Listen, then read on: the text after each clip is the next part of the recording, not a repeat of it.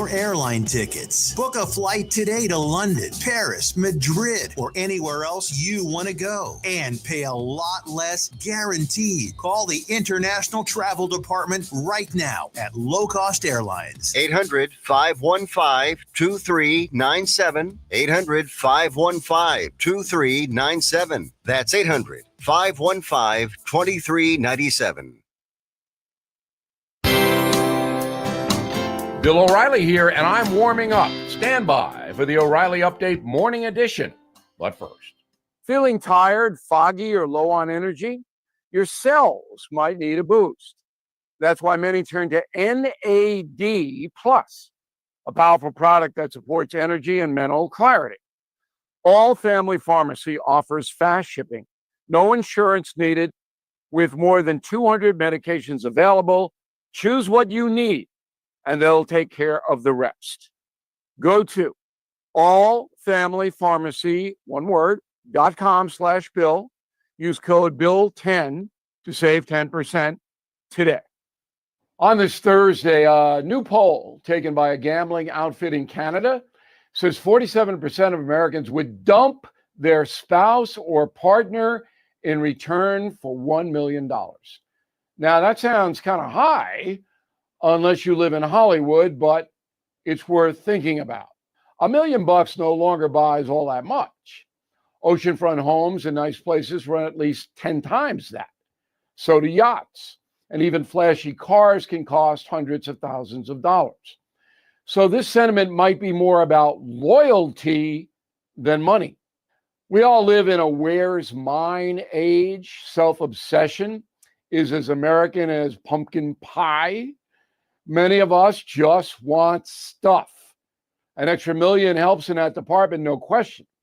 But you're not going to live large unless you move to the Solomon Islands. And what about Becky and Larry, to use friendly companion names? They go under the Hummer for cash? That's kind of cold, is it not? We already know that millions of Americans prefer their pets to spouses and partners. All the surveys say that. I bet that number would be significantly lower if Americans were asked to give up their Pekingese for $1 million. Finally, 15% say they would frame a friend for a crime to acquire $1 million. That's evil and corresponds exactly to my number of rotten human beings. 15% of the population. Lots of folks. Back after this. Homeowners, when is the last time you checked your home title? Scammers are targeting your equity with just a single forged document they file at the county. Find out if you are already a victim today. Please go to HomeTitleLock.com and use promo code BILL to get a free title history report, plus a free trial of their $1 million triple lock protection. That is the Morning O'Reilly Update. More analysis later on. From the Michaels Flooring Outlet Weather Center. The heat wave is over and the weekend forecast looks amazing. But first, today, some stubborn cloud cover, slight chance of a shower. Much cooler, though, with a high this afternoon of only 79. Humidity noticeable, but not terrible. That humidity tumbles quickly tonight into Friday, and then mostly sunny tomorrow with that low humidity. 81 for the high. We're going to ride that wave of sunshine, low humidity, and comfy temps all the way through the weekend. From the First Alert 4 Weather Center, I'm meteorologist Matt Chambers.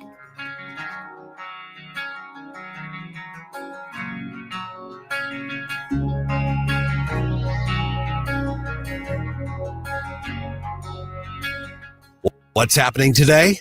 Here's your first dose of the news you need to know. This is Mike Ferguson in the morning on NewsTalkSTL. Let's talk about all the wonky stuff, all of the wonky economic stuff. Hey, the GDP grew by 3%, and everybody says, see, that proves my point. Regardless of what your point is, we find a way to do that because the reality is most of us don't fully understand the deep dive economics, myself included on that. But what does that mean? It means the economy got bigger, that there was some growth in that. Remember, we had negative last quarter. So what does that actually mean? And what should that tell us about what's ahead for our own lives and our own finances? At 7:05, Ryan Young from the Competitive Enterprise Institute is going to kind of break all this down in layman's terms. Hey, good morning. Mike Ferguson here. Thanks for making News Talk STL part of this Thursday morning. Okay, not super political stuff, but how about this? Our friends at the Freedom 13, the organization built around the legacies of the servicemen and women who gave their lives in Afghanistan. They are headed up to Sturgis, and this could be a big deal. It is a big deal. Probably close to 1 million people now are going to learn about the Freedom 13, but they're still doing a lot of work here in the region with the retreat that's being built. Mark Schmitz, founder of the Freedom 13, was on with us on Wednesday and gave us an update on what's happening. Really fascinating stuff and a lot of ways to honor their memories and party. We'll tell you about it right now. This is a big deal. You guys have been invited to Sturgis. And I know that that's not even just about, the bikes and the concerts and all that kind of stuff. Man, this is a lot of people who are going to find out about the Freedom 13 and what you all do. And I don't want to stereotype too much, but it just seems to me that this is going to be an audience that wants to know about what you do and probably going to be a really supportive group of people you're going to be in front of. Oh, you got that right. Greg Doolin is my brand ambassador. He's the one actually going to be on ground up there. And he called me up. He said, "This is amazing." As he's driving through the middle of nowhere, he said all these bikers kept coming through in groups, and they would run escorts, flashing him the peace sign, and they would follow in front and behind the truck and trailer on its way up there. And he said it's just giving him goosebumps. And he's getting set up as we speak. We'll be there until August 10th, and right there in Vendor Row at the Full Throttle Saloon. And he said, as he's already parked in the parking lot getting ready, he's just got hundreds of people coming up to him already. So this is going to be amazing. Hey, Mark, Gabe here. What do you think this means for the Freedom 13 organization and raising its profile? Well, having a nonprofit like this is not much different than running a regular business, and it's about branding, and this will get us on the national stage again, which we've been on national Fox News, and every time we see a huge uptick in outreach, support, donations, etc. And so there's a huge percentage of the biker community that is veterans. Mm-hmm. They're veterans, and so for them to be exposed to what we're trying to do is going to be both big for them as well as huge for us. To get our name and branding out there to so many from all over the country, and in fact, there's many that come from around the world for this event. So obviously, our focus is here in the U.S., but we're happy to talk to any veteran out there. Yeah, see, I want to follow up on that because I know a lot of veterans who are also bikers, and there are bike clubs and, riding clubs that, they use this in some areas for veterans as ways to, bond and have that outlet and recover from what they've been through as well. So it just seems like there's a whole bunch of natural overlap here. Is this something that could potentially harness that into not just the work you're doing, but the work they're doing and doing something that harnesses that together? Absolutely. And if you look at our events page, the vast majority of the events that we have going on are somehow bike, car, or Jeep club related. It's just a very tight-knit family community that tend to bond together. And Jesse James Dupree from Jackal, he's personally taken us under his wing and gave us an incredible opportunity and discount to be on site there compared to what a normal vendor is having to pay. So, bringing in all these veterans and the ones that support us here locally, is an amazing opportunity. And we've got so many events coming up that are focused around the bikers and jeepers and truckers and whatnot. They're always the ones that come through for us. Okay, and just as a complete side note, I saw him and Jackal within the last year out at Diamond Music Hall. They are still a blast to see in person. So I'm assuming they're performing in Sturgis. So much fun. The guy is nuts, and I mean that in the best way possible. Yeah, they're still kicking, and I believe they're playing on August 8th up there. So Greg's going to be able to hear some of that music, and I just regret not being able to be up there, but just getting away from my job for 2 weeks is just too much. Yeah. So Greg's been a huge asset for us. And also, and by the way, Greg has sent me a lot of pictures as well. I need to get those over too, so we can put them up on social media, Greg. Also, speaking, talking about the Jeeps and the other rides and stuff, you've got the Angels of Abbey ride coming up, and that's going to be coming up about a month from right now. Is there still room for people to get involved in that? There is. We've rented out the Jefferson Barracks Amphitheater Park down there by Jefferson Barracks Cemetery, which, as many of you know, Jared's buried there. Pardon me. There are tickets still available. We got a permit from St. Louis County for 2,500 people to be there. It is filling up, but which is great because pre-registrations for events like this are very challenging because people are concerned about weather. And it's a month away, and there's no way to know what that weather's going to be. But people are still signing up, and we do have a contingency rain date of September 13th. But the actual event is August 30th. We were trying to keep it as close to the anniversary date of August 26th that we could. Yeah, and of course you can go to they're going to say all that information's on the website, right? Right. Yeah, we'll have live bands down there. We're going to have the big Freedom semi truck come through that is going to be set up down there. That's wrapped, a full wrapped semi truck from Bennett family of companies down in Joplin. They're gracious enough to send that thing up. It's a beautiful site. It'll be parked, great photo ops there.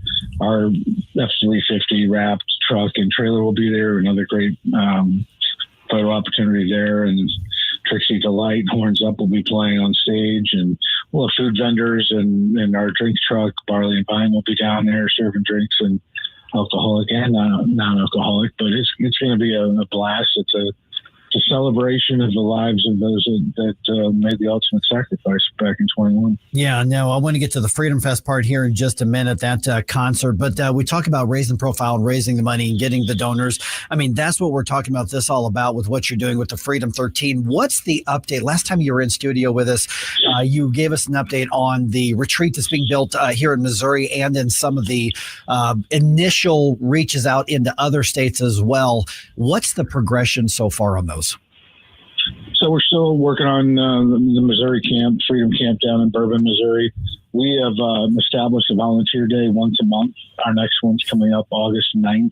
So people can go to the website and sign up as a volunteer. This particular volunteer day, we're going to be doing some demo work on the existing deck. It's pretty rotted out, so we're going to take that out, and then probably the next volunteer day we'll be rebuilding a new one. But we've got land grading scheduled here in the next probably 2 to 3 weeks. That will obviously lay way to get the septic system in and start getting concrete slabs poured. We've got a lot going on. We did order a custom chicken coop. It'll house 100 chickens on site, and that should be delivered here in the next, I think, right around the time of the volunteer day, actually. But that'll be awesome because then we'll have plenty of eggs and chicken meat and whatnot to be able to feed the veterans on site too. So lots of moving parts. We are getting ready after that land clearing to literally start going vertical. And this is where we're going to be doing a hardcore push to the big box stores to help out, with lumber and everything needed for construction. But we did get the architectural drawings back, and we're ready to roll. How's the funding on that particular retreat right now? That's the $1 million question, isn't it? I mean, we started our $13 a month campaign for anybody in the general public that wants to participate without breaking the bank, and you just sign up one time, and that certainly helps, because that's a strength in numbers opportunity there. And it's a little slower growing than I'd hoped, but I think over time it'll start to finally snowball. Really and I haven't had the time to get out and talk to corporations that are looking to get behind missions like ours, but that's really where we need to be focused on right now is the larger dollar or in-kind donation type things where we don't have to pay for the lumber, it's being provided. So that saves a ton of fundraising, obviously. But anybody out there that's looking for a good cause that they want to stand behind, we welcome that conversation because we definitely need the help. We're visiting with Mark Schmitz from the freedom13.org, and we'll once again repeat that website here in just a couple of minutes. Just last minute or so we've got left here. You mentioned all of these events, which are so much fun, easy ways for people to get involved and also be reminded of the work that you're doing as well. Right up my alley is a rock concert, Rock and Roll Fest, and that's happening on the Illinois side coming up. This is in October, early October. Tell me about Freedom Fest and why I should be there as a metalhead. Well, Corey, the owner of Hog Pit Barbecue, was gracious enough to let us use his great piece of ground there right on the Mississippi River in Grafton. It's a really cool place if you've never been. You step outside of his bar and boom, you're right there at the river. So it'll be an outdoor music festival for 3 straight days. Tickets are on sale for that with a capacity of about 5,000, I believe. Those are $30, but once you buy a ticket, it's good for all 3 days. So, hopefully by October, we're not going to be having weather like we've been having here.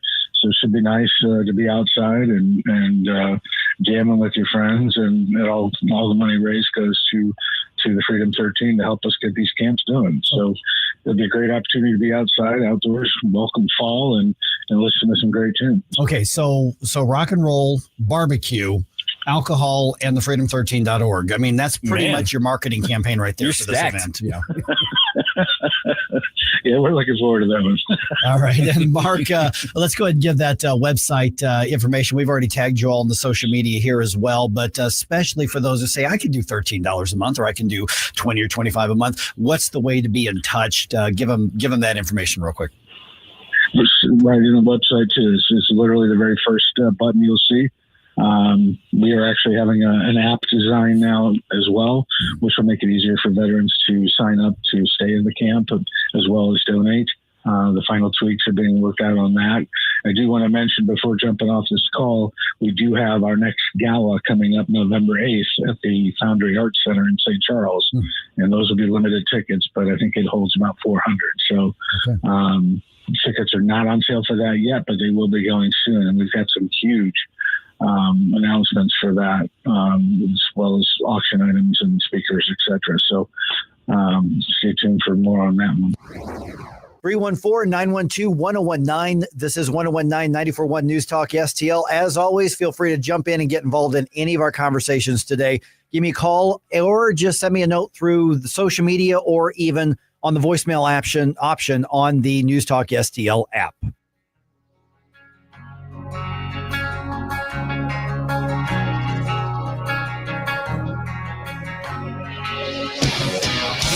Whether at home or at work, you're mobile. So when you're mobile, stay mobile. Keep St. Louis's home for conservative talk with you wherever you go.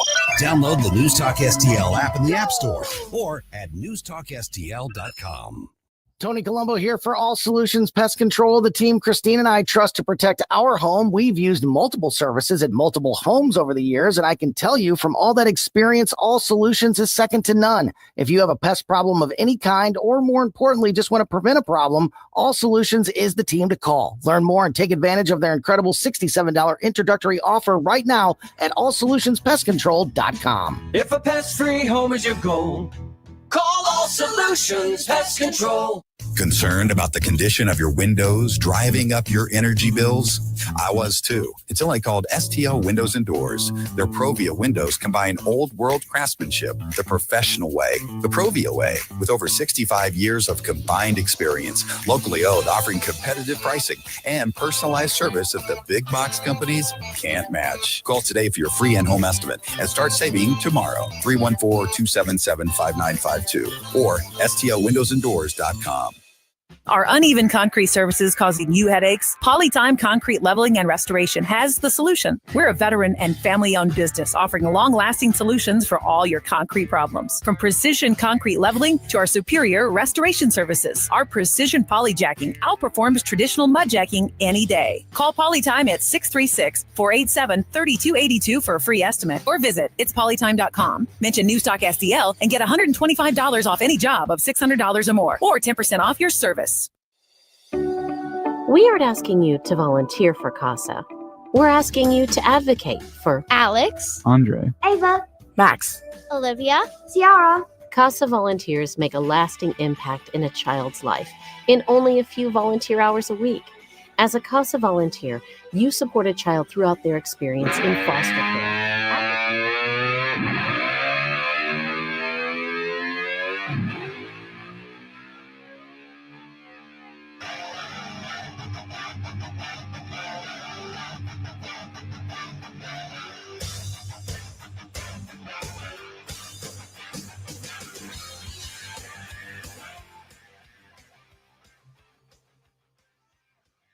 Big news, Sam Page indicted by a grand jury.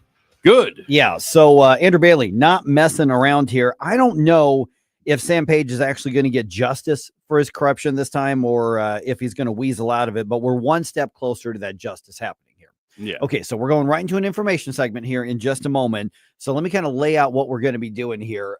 In 6:35, we've got Dave Stokes from the Show Me Institute on. Because we're talking about corruption and good government and why we need to watch these things very, very carefully. At 7:35, Tim Fitch, former St. Louis County Police Chief, former St. Louis County Councilman. I remember Page targeted him. Oh, and some of the corruption that Page was trying to go after his political opponents was Tim Fitch. So we'll get his thoughts on that. I also caught up with Councilman Mark Harder yesterday, right after this announcement happened. So what's next and what does the council need to be prepared for? I've got some sound bites from him. And also at 8:20, Lauren Trager from KMOV, our news partners, she's going to be with us because there are going to be updates on this in the investigation and in the legal case. This is 2 county executives in a row that have been indicted in St. Louis County. Jeez. Right. So basically the county government can't seem to get its act together at the top. The people who are doing the day-to-day stuff, mowing the grass in the parks and whatnot, but they're getting their job done, but the folks at the top can't seem to get stuff done. So we've got a lot of coverage. I'm already watching the chat box on Rumble. Send us notes on Facebook. Email me. Send us a note on the app voicemail. Do you think Sam Page is going to get justice, and where should we go from here?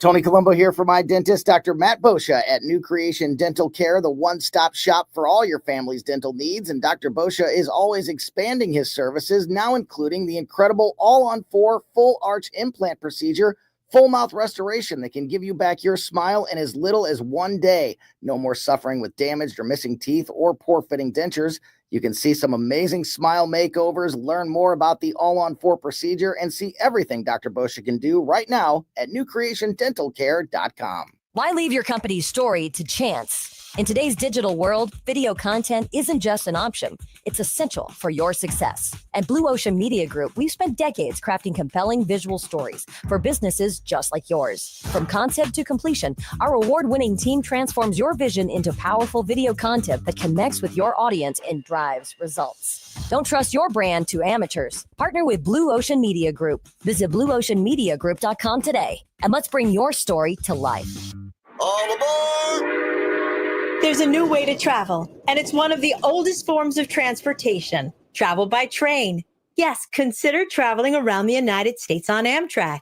Traveling by train is a lot less of a headache than taking a plane, and you'd be surprised how many places you can go on an Amtrak, and there's no passports or IDs needed. Find out how to get where you're going as soon as tomorrow by train. Call the Amtrak Travel Hotline right now. We'll book your trip and email your tickets within minutes.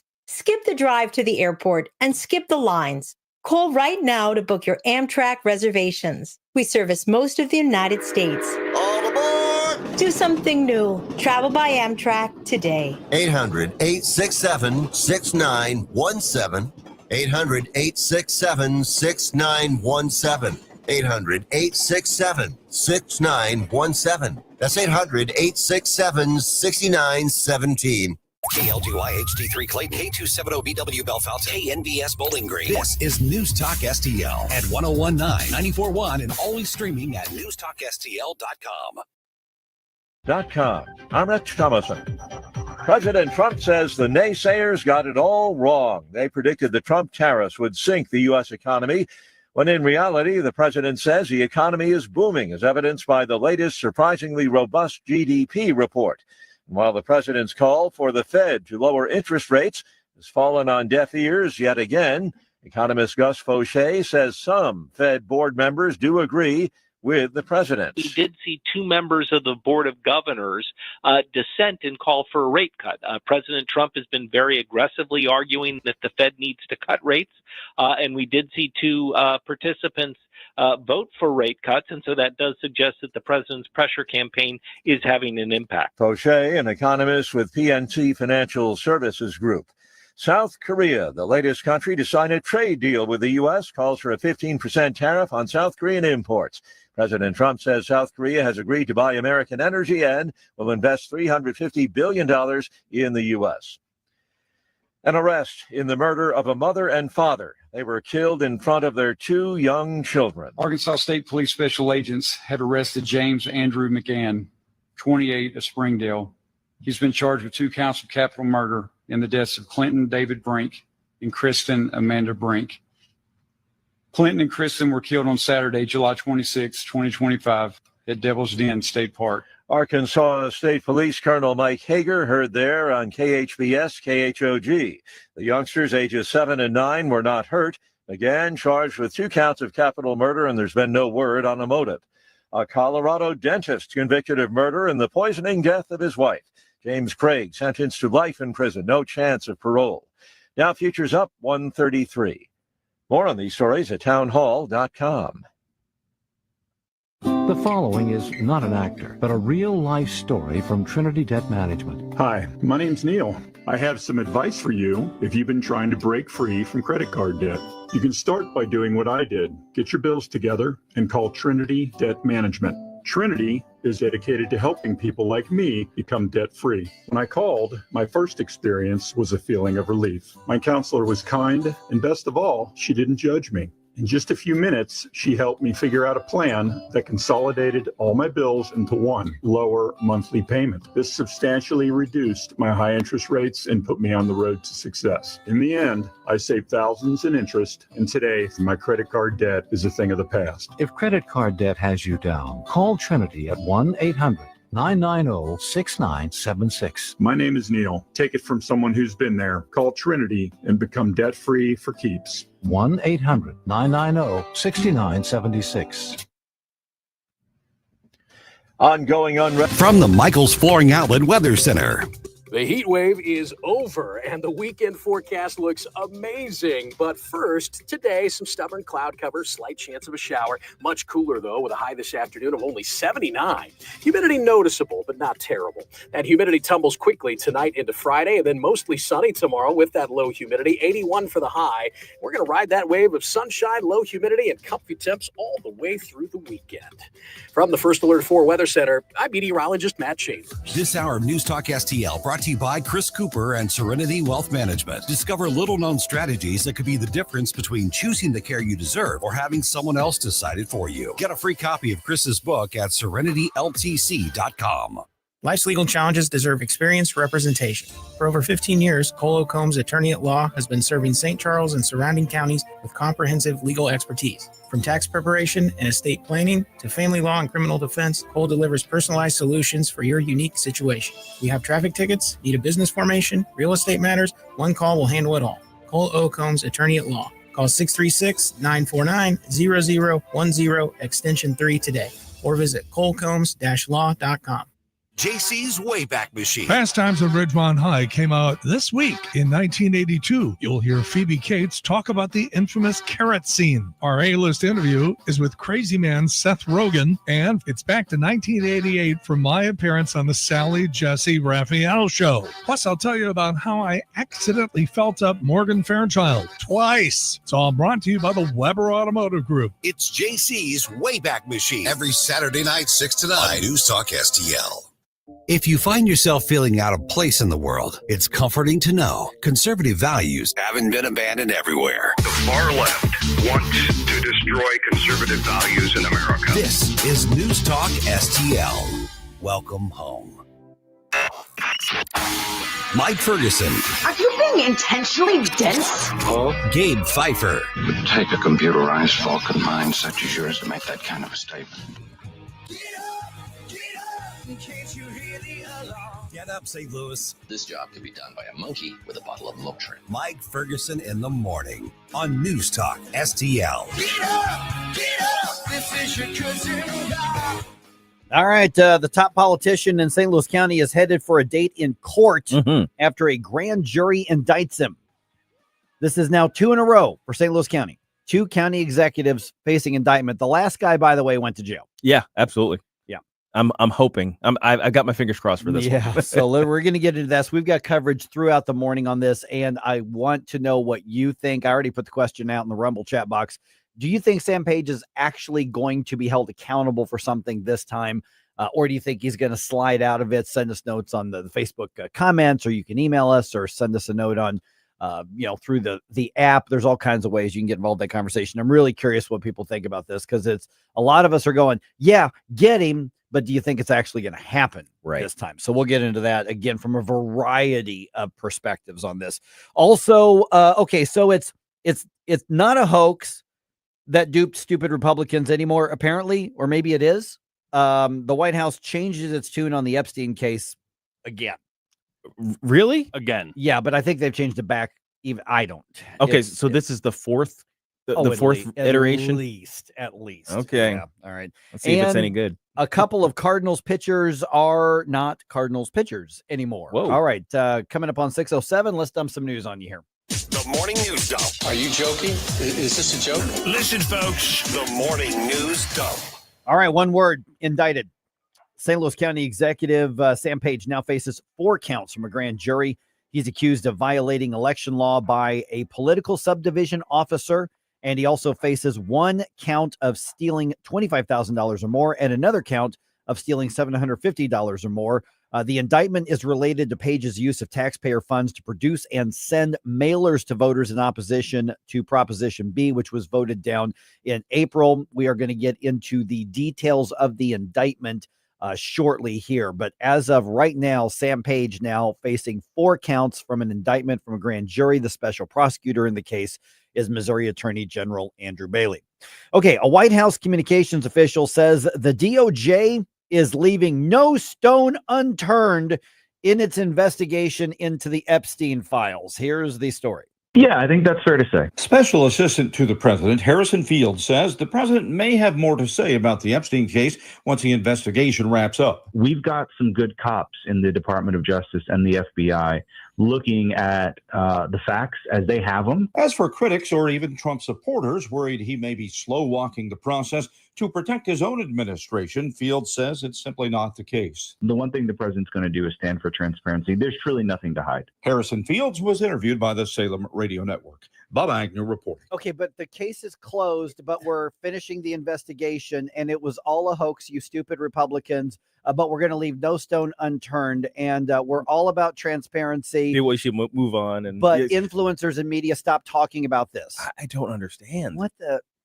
and I mean, I have the official FBI DOJ report, pinned up behind me. I'm sure the people on the stream can't see it, but they said that they found nothing in their evidence right now that would implement anybody besides Maxwell and Epstein. So what's going on with this? I know. Wait a few minutes. They'll probably change their tune. I am so confused. I know, exactly. All right. President Trump goes on an insult-filled rant against Senator Josh Hawley. Right. And okay, so it's funny because we were talking about this off air, and I was like, okay, because we get good Trump and we get bad Trump. Right, yeah. We get good Hawley and bad Hawley. So then which version of which is fighting whom? I think that we've decided this is bad Trump against good Hawley. Okay, all right, okay. That's we got to keep our scorecards. This is so correct. bizarre here. I mean, just despite the fact that Josh Hawley has been one of Donald Trump's most vocal supporters for years. Oh, yeah. Years. Since the start. Oh, yeah. The president is upset with the senator's support of a vote that bans stock trading by members of Congress, vice presidents, and presidents. The bill passed the committee 8-7. So I think maybe around 6:20.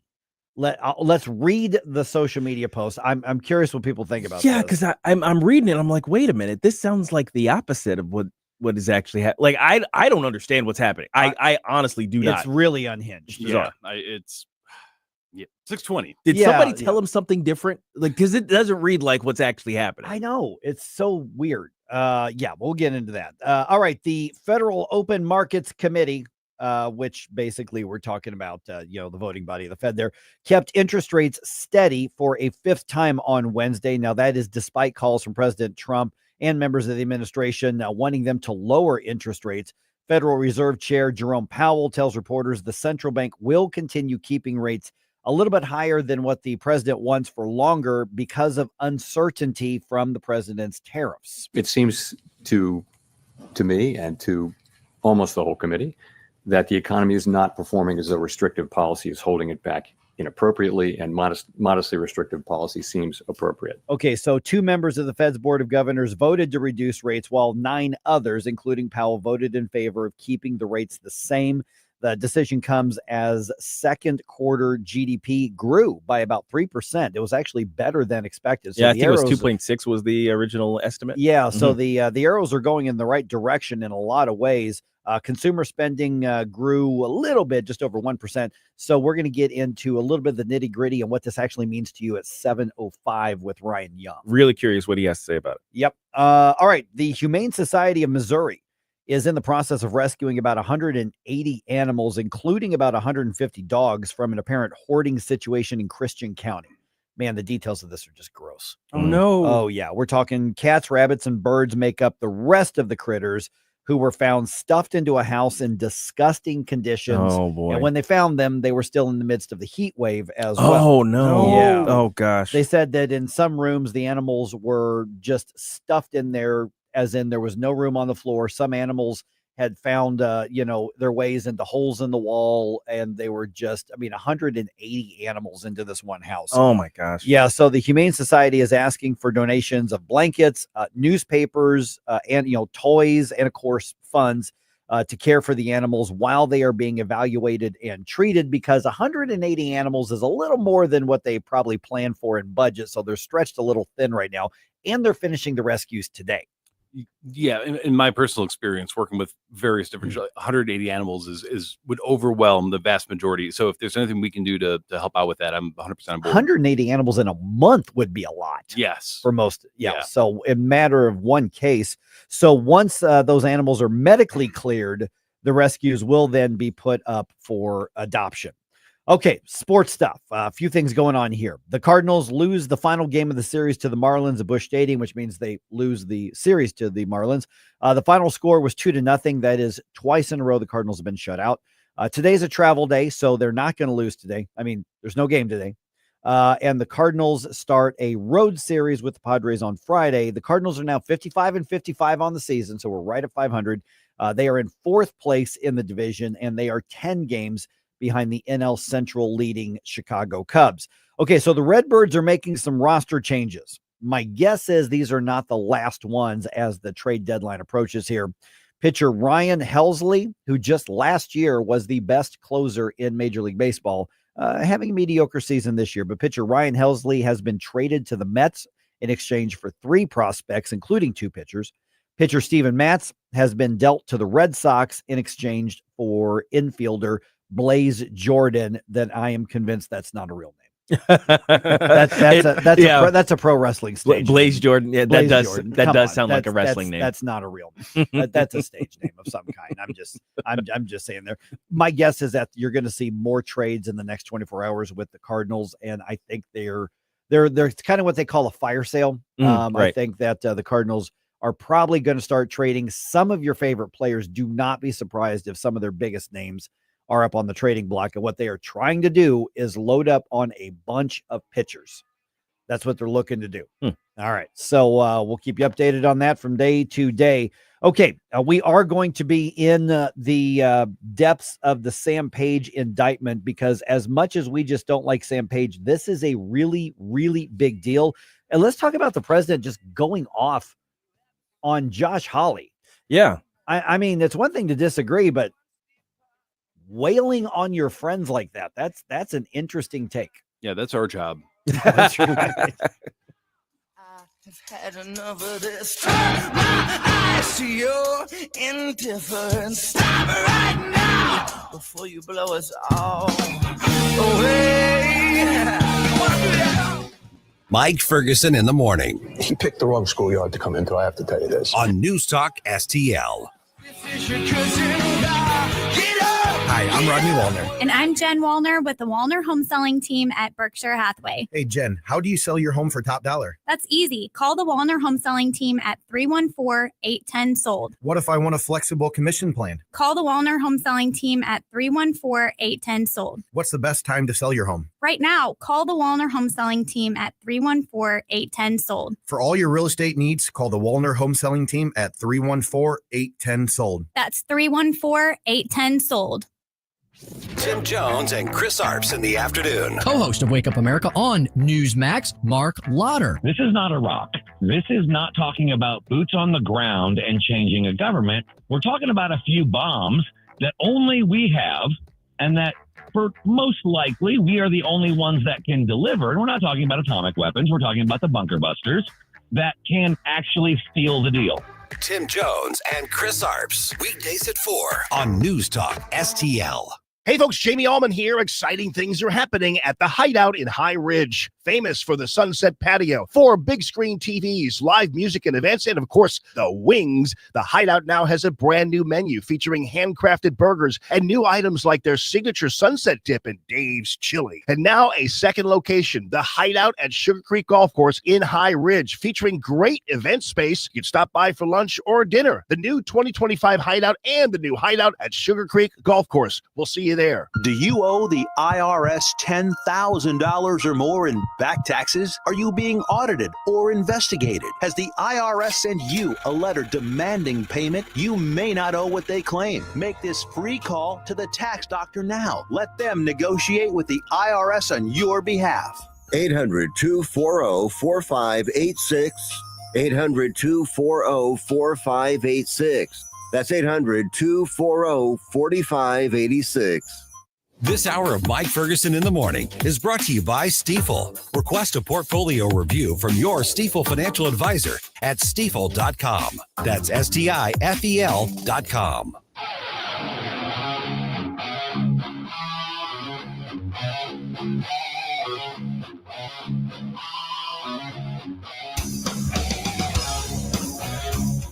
Hi, it's Randy Tobler here. Pour a big cup of coffee and catch my show every Saturday morning from 6 to 9. Right now, it's back to Mike Ferguson in the morning here on News Talk STL. All right, we're getting a lot of thoughts on the Sam Page situation. Missouri Attorney General Andrew Bailey ain't messing around. Tell us what you think is going to happen with Sam Page now that he has been indicted. So I want to go head first into this at 6:35, guys. Okay.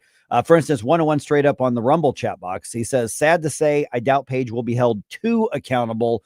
After all, and he's quoting, as a doctor, I've stepped in to help save lives. As a public servant, I've stepped in to root out corruption. And of course, that's from his website. And, that's very possible that this will be negotiated. I don't know. We'll find out. Mm-hmm.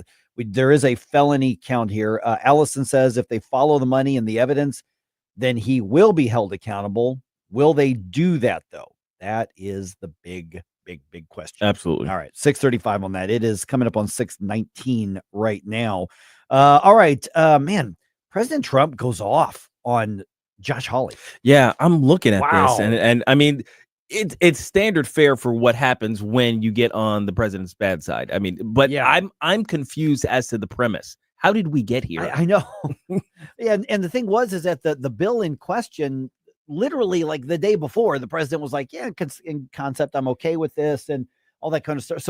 And then it just kind of exploded out of nowhere on the social media temper tantrum. Well, and the temper tantrum doesn't even sound like it's against the bill. Right. That's the thing that it's like, why are you going off on Holly? Because he's supported what is happening? I don't understand what's happening. Yeah, the thing that stood out to me was apparently, you guys have the tweet in front of you. I don't, but I saw the tweet. Right, yeah. Mm-hmm. Well, or social truth post. I don't know which one, but it was because he had worked with some of the Democrats to get this passed, and which is ironic if you think about it, because it's named the Pelosi Act, right? And you wouldn't necessarily think of Democrats going and supporting something that would be anti-Pelosi. But Yeah, so it was a committee vote. So this is not even, it's going to the full Senate. So here's what it basically is. It would ban members of Congress and vice presidents and presidents from trading or possibly even owning individual stocks. Okay. I think that's what we all wanted. Yeah, I mean, and so obviously it's to prevent insider trading. And here's the thing, though, it exempts the current administration. Okay. So basically, it's not saying that if we pass this, you have to go sell all your stock. Right. This is like, okay, so this is for later. Right. It's for the next president. There's a delay. And for members of Congress. Now, as I understand the bill, and there may be somebody who says, no, Mike, that's not right. We're talking specifically individual stocks. We're not talking about mutual funds. We're not talking about a crypto. We're not talking about things like bonds or whatever the case is. We're talking about individual stocks that could be affected by the work that you actually do from a regulation standpoint. So I think we should just read the president's Truth Social post, just word for word, Gabe. So let me start with this so that everybody gets the full picture of what he actually said. I'll start. Why would one Republican, and Republican is in quotes, Senator Josh Hawley from the great state of Missouri, join with all of the Democrats to block a review sponsored by Senator Rick Scott and with the support of almost all other Republicans of Nancy Pelosi's stock trading over the last 25 years. That doesn't even make sense as a sentence. That's construction wise. The information was inappropriately released just minutes before the vote, very much like sabotage, all capital letters. The Democrats, because of our tremendous achievements and success, have been trying to target, and the word target is in quotes for some reason, to target me for a long period of time, and they're using Josh Hawley, who I got elected twice, as a pawn to help them. Okay, let me stop there, and then Gabe, I'll have you pick up the rest of them. First of all, Donald Trump did not get Josh Hawley elected twice. Missouri is a deep red state. He didn't even need the help. He didn't need the president's help. And if the president handpicked an opponent for Josh Hawley right now, Josh Hawley would beat that handpicked opponent by 12 to 15 points. Yeah. Okay. And I'm very critical of Josh Hawley increasingly becoming a big government Republican, but it's just nonsense for the president to say, I got Josh Hawley elected twice. That's just ridiculous. It's not true. Ridiculous on its face to say that. Okay, can you pick up the rest? And these are the president's words. Right. Okay. So then I wonder why Hawley would pass a bill that Nancy Pelosi is in absolute love with. He is playing right into the dirty hands of the Democrats. It's a great bill for her and her quote husband. I don't know whether, know why that's but so bad for our country. I don't think real Republicans want to see their president, who has had unprecedented success, targeted because of the quote whims of a second-tier senator named Josh Hawley. I'm confused by these two sections of the statement. Okay, so the first section is the one that really gets me, because I don't understand this. It's I guess it's referencing some sort of procedural thing that happened in the committee, because his suggestion is that Hawley blocked a review of Nancy Pelosi's trading over the last 25 years. I don't know if that's true. Yeah. I don't know how that's related to the passage of the bill, and I don't even know if you know how that's related to all of this, because it seems to be opposite of what he goes on to say, that Hawley is in favor of a bill that Nancy Pelosi loves. So is the suggestion, and just kind of help me unpack this. Everybody, comment in the chat there. Is this suggesting that the current bill, which at least as best as I think analysis shows, is targeting Nancy Pelosi? Is this suggestion? Is this bill actually targeting Donald Trump? And how does it help the Democrats? How does it help Nancy Pelosi? Yeah, because what was weird is the Democrats voted for it, the Republicans voted against it. Yeah, I don't understand what's in this bill. So when I first saw this being proposed months ago, this is how far back he's been fighting for this. Nancy Pelosi consistently has been among the few holdouts saying, I will not support this because the entire purpose of the bill or the law would be to stop people in Congress from being able to trade because of accusations and fears of insider trading, which Nancy Pelosi's portfolio outperforms quite a few people that are professional hedge fund managers. So I'm just saying, but the idea that Nancy Pelosi would like this bill, and Josh Hawley actually found a response about that statement posted by Politico. But it has nothing to do with she spoke out against it and then immediately went on did an interview where she said that she felt targeted by this. Why are they targeting me? Why are they so focused on me? It's not me. It's my husband that does these trades. Well, this would also apply to spouses. It would. And so and that's, by the way, something that could possibly be challenged in court. And that should be, because the original version was also, if you have any sort of holdings at all or any sort of business holdings, then you should also have to, get rid of those before you become a congressperson. Which I disagree with. Yeah, I mean, if you own a business, I want people who are connected and have skin in the game of the economy. But when it comes to trading stocks and buying stocks, that's an entirely different beast, especially because of how much, you could pass a law that would then affect the price of a stock. Right. So Pelosi, but that would never happen. Okay. So this seems like either President Trump did not necessarily pay enough attention to what was actually being put in there, or he feels that somehow he would be threatened with his investments.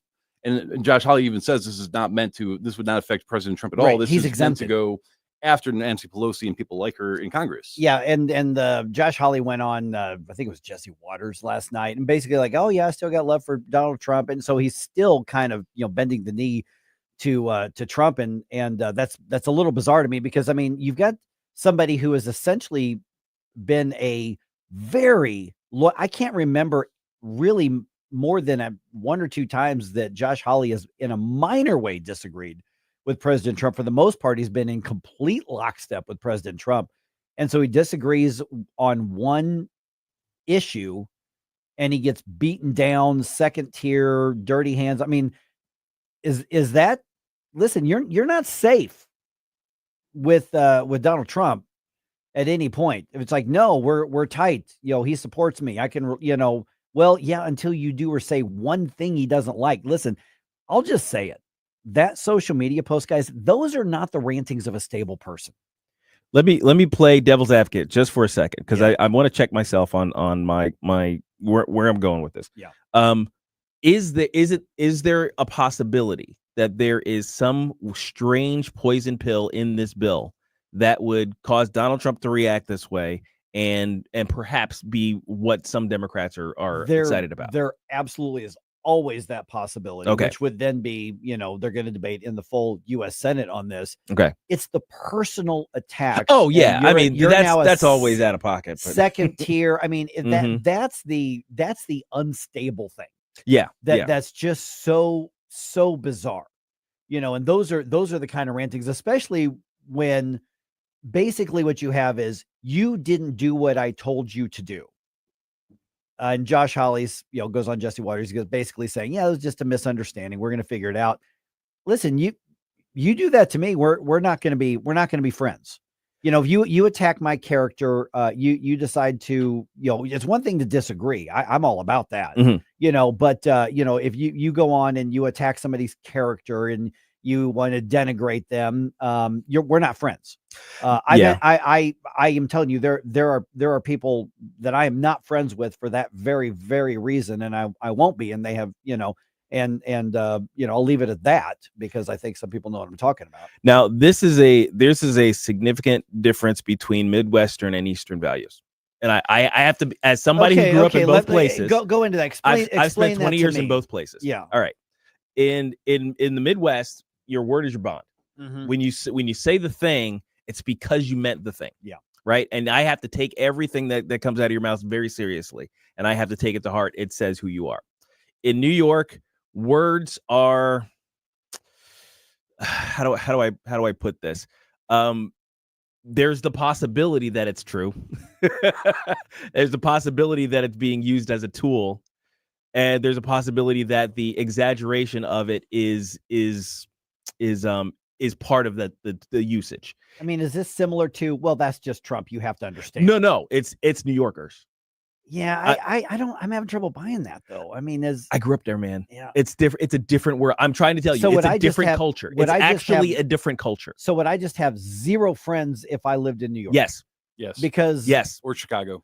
Well, I know Chicago. Yeah, that's because Everybody basically- will F-bomb the crap out of you, Right. and question your character for the most mundane of small things. Yeah, I mean, I've F-bombed a few people from time to time, but I've never gone after their character. Oh no, the character's on the table. In Yeah, New see, York. that is. Oh, that it's is absolutely a step too far in my view. Yeah, and that One of the reasons that I moved out shows to the a Midwest. lower level of character. Yeah, well, yeah. I mean, that's a lower level of culture and a lower level of character. Now I'm not endorsing New York culture, by Right. the way. Like Yeah. this is not an endorsement. Yeah. I'm just saying that I understand it having lived there. So Yeah, it's, see, but I will say that. I don't think we should accept that. And Oh, I don't think no. Josh Hawley should accept it, even though he's the president. No, absolutely. Yeah. Do not accept it. I think pushing back on that sort of thing is important for our country. Now, Joker from the Rumble stream. Good morning, Joker. Thanks for joining us again. Holly is a weasel. He's become part of the establishment. Trump was right to call him out. Okay, I have no argument with the first part with Holly becoming part of the establishment, and I call him out on stuff too. Calling you out on a bad vote's one thing. First of all, just being dishonest about I got you elected. No, he didn't. Trump did not get him elected. And the second part is, basically I'm going to denigrate somebody when I'm calling them out on a vote I disagree with. That shows you can't be trusted. Oh yeah, I mean personally, I'm not. I don't like these this over the top reactions to everything that he does. This is the thing that would have been scraped off if he had actually been in politics for any period of time. Because you'll notice in New York politicians don't actually usually go this hard. This is definitely New York businessman talk. This is why I can't run for office again or so, because something like this happens. You're out. I'm the biggest pain in your ass after this, just because I'm going to take it personally, and I know you shouldn't. But like I've disagreed with a number of my friends over the past week. Guess what? We're still friends. Right? Yeah. Same. I couldn't be in this game. I would basically want to destroy everybody. Yeah, I mean that's I got you guys. I'll take one for the team. You got us. All right. Now another St. Louis County executive faces felony charges. What's next in the Sam Page saga? Will we actually see him held accountable for something? That's what we're discussing at 6:35.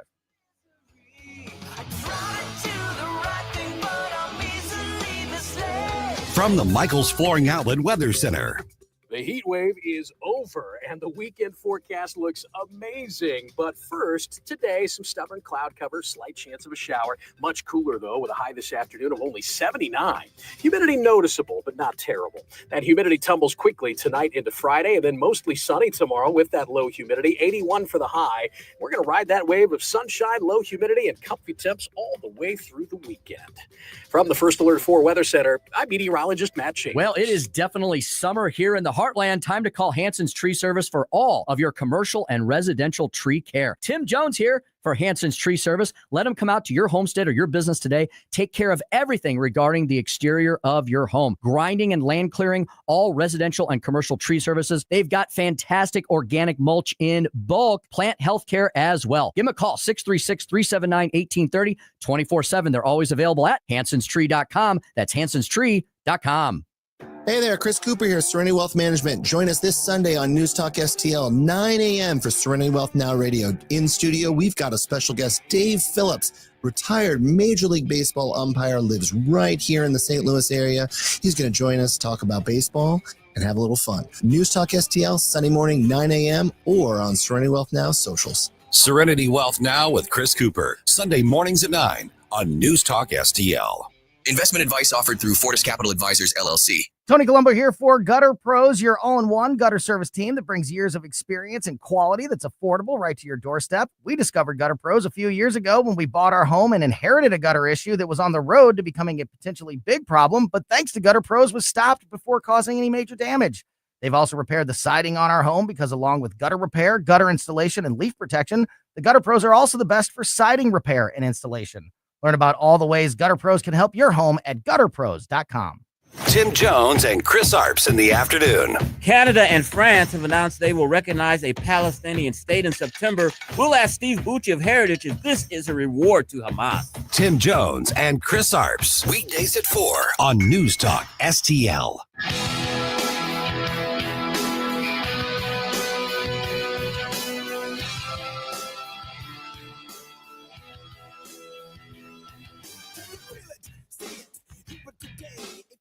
Hi, this is Jefferson County Councilman Billy Crow with a reminder to check out our new show, Jeffco Patriot Radio, this and every Sunday at high noon. Now, back to the Mike Ferguson in the Morning Show.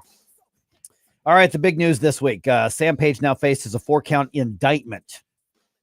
This should be about more than just we don't like him. It's a really big deal. It should be about more than that. It should be about, making sure that we can, build and reclaim good, transparent government. And then what happens to those who violate the rules and violate that trust that we put elected officials in when we hire them on election day? We're now joined by David Stokes from the Show Me Institute. David, man, good to chat with you here. The Show Me Institute, obviously, you guys get into good government as far as regulations and taxes and spending and transparency and all these things. These indictments here, because we're unfortunately getting used to this in St. Louis County. But this is about more than just we like or dislike Sam Page or agree or disagree with him. This is about much bigger than that. This is about transparent government where officials stay in their lane. What was your reaction when you heard about the actual indictment itself?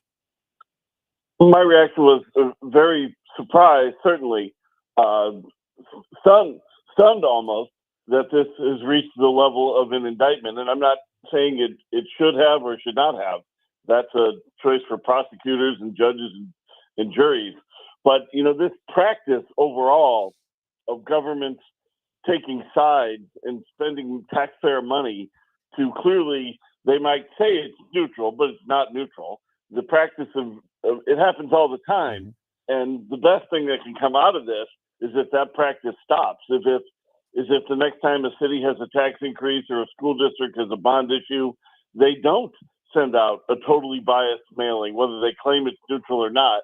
They never are. So this happens all the time. We've seen, with all the use tax votes, meaning the online sales tax votes and marijuana tax votes. I mean, cities and counties were sending out biased mailings, for information purposes only. I'm using air quotes on that. And it's not even remotely neutral for anybody who reads it with any type of an open mind. There's a tremendous bias in all these mailings. And for that practice to stop or be severely curtailed would be the best thing that comes out of this. Yeah, you're taking the approach that I've been trying to argue for years on these mailings and other let's call it what it is. It's campaign stuff. It's taxpayer expense on this. So when you look at you talk about being surprised that this has gone to this level now in indictment and charges and all of that sort of thing. Is it possible that even the indictment can kind of send a chilling effect to all these other city halls and school boards and can it send a chilling effect to get them to watch their P's and Q's and start abiding by that law?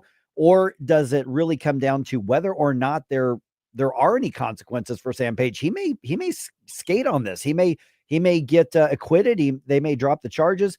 If he is not held accountable for clearly breaking the law on this, is there still a chance that the message can be sent to every one of these other government entities who, like you said, basically do the exact same thing every election cycle? Absolutely. I think the message is out there. And I don't necessarily think it's good that Sam Page is being the poster boy for it or not. I mean, again, this particular charge, whether it be the misdemeanor election violations or the more serious felony stealing charges, it's going to be incredibly interesting to see if he does resign. The charter does not require a resignation on indictment, only on conviction. And the charter doesn't appear to require resignation if convicted of a misdemeanor, only if the felony. And it's certainly possible, and I'm not a lawyer, but it's certainly possible he could be convicted of the misdemeanors and acquitted of the felonies. So then does he resign or not? I mean, these are just the interesting things that will play out in the coming months here. But in the bigger picture, yeah, the message is sent, and I would be cautiously. I'm optimistic that this practice will stop. Again, with the use tax votes, those were the online sales taxes that have been approved by voters in hundreds of Missouri cities and counties in recent years. I mean, the mailings that the cities are all sending out, and I've FOIA'd this information from the various cities, and I think it's egregious. Now, nobody's charged these cities with a crime, so maybe I'm wrong, but they're just sending out totally and completely biased information and that's just one example of many, many, many stuff. So Tom Sullivan, the great gadfly in St. Louis County, who's a friend of mine, he's been doing amazing work on this topic for decades now. And this will be the time that I think it really improves, because if the most powerful local government official in Missouri are being indicted, and trust me when I say that the St. Louis County executive is far and away the most powerful local official in Missouri, if that doesn't scare some part-time school board member or part-time city council member from some village, then nothing will. So I'm not saying Sam Page whether he's guilty or not is a different thing, but in the bigger picture, this will, I'm confident, lead to improvements in the way this stuff is done around the state. Morning, David. Gabe, Phifer here. So in your view, what would be the best outcome for this situation? What if you had your druthers and we come out on the other side of the Sam Page indictment, the post-trial and everything, what is the political landscape look like? At the local government level, for cities, school boards, counties, and the like, to simply not spend taxpayer dollars at all on these whether ballot propositions or tax increases or the like, simply not do it, because I don't think there's a way they'll do it in a neutral fashion. The second thing is, if they do spend money on it, at least really make an attempt to make it fact-based and neutral. Again, I don't think they've succeeded in that, so just not doing it, not sending out these mailings, just allowing third-party groups, the League of Women Voters, the Show Me Institute, a lot of other organizations to put their thoughts out, but for tax dollars to just be kept out of it entirely, whether it be the smallest bond issue or the most important ballot proposition or whatever, to just not do taxpayer-funded politicking any further would be a wonderful outcome. We're visiting with David Stokes from the Show Me Institute. Okay, David, I've been there. I've been in the elected official position. I've had these arguments with city managers, and when I was a reporter covering school boards and city halls, I had these debates with people. Here's what they argue. Here's what they say. Well, we can basically say whatever we want as long as we don't say the words vote yes or vote no.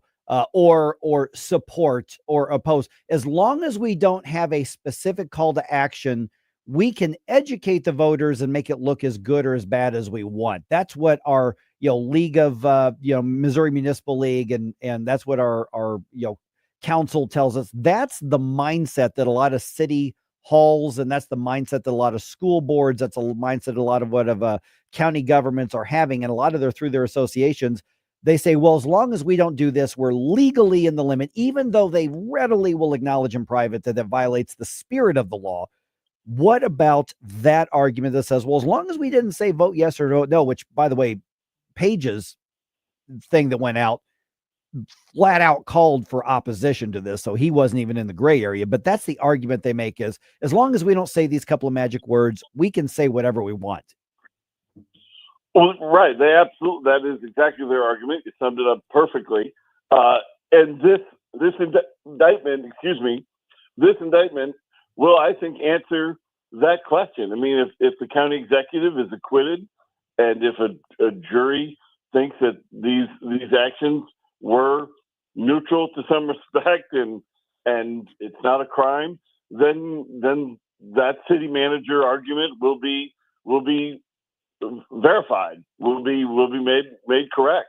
If he's convicted, obviously, whether of the misdemeanors or the felonies, even just the misdemeanors, though, then you'll see those city managers and those school district superintendents stepping back around the state. And I think the indictment alone will cause people to step back and reconsider what they're doing. But we'll have an answer to your question here in the coming months with the outcome of this case, and whether he should or should not be convicted is a question for juries and judges, not Dave Stokes.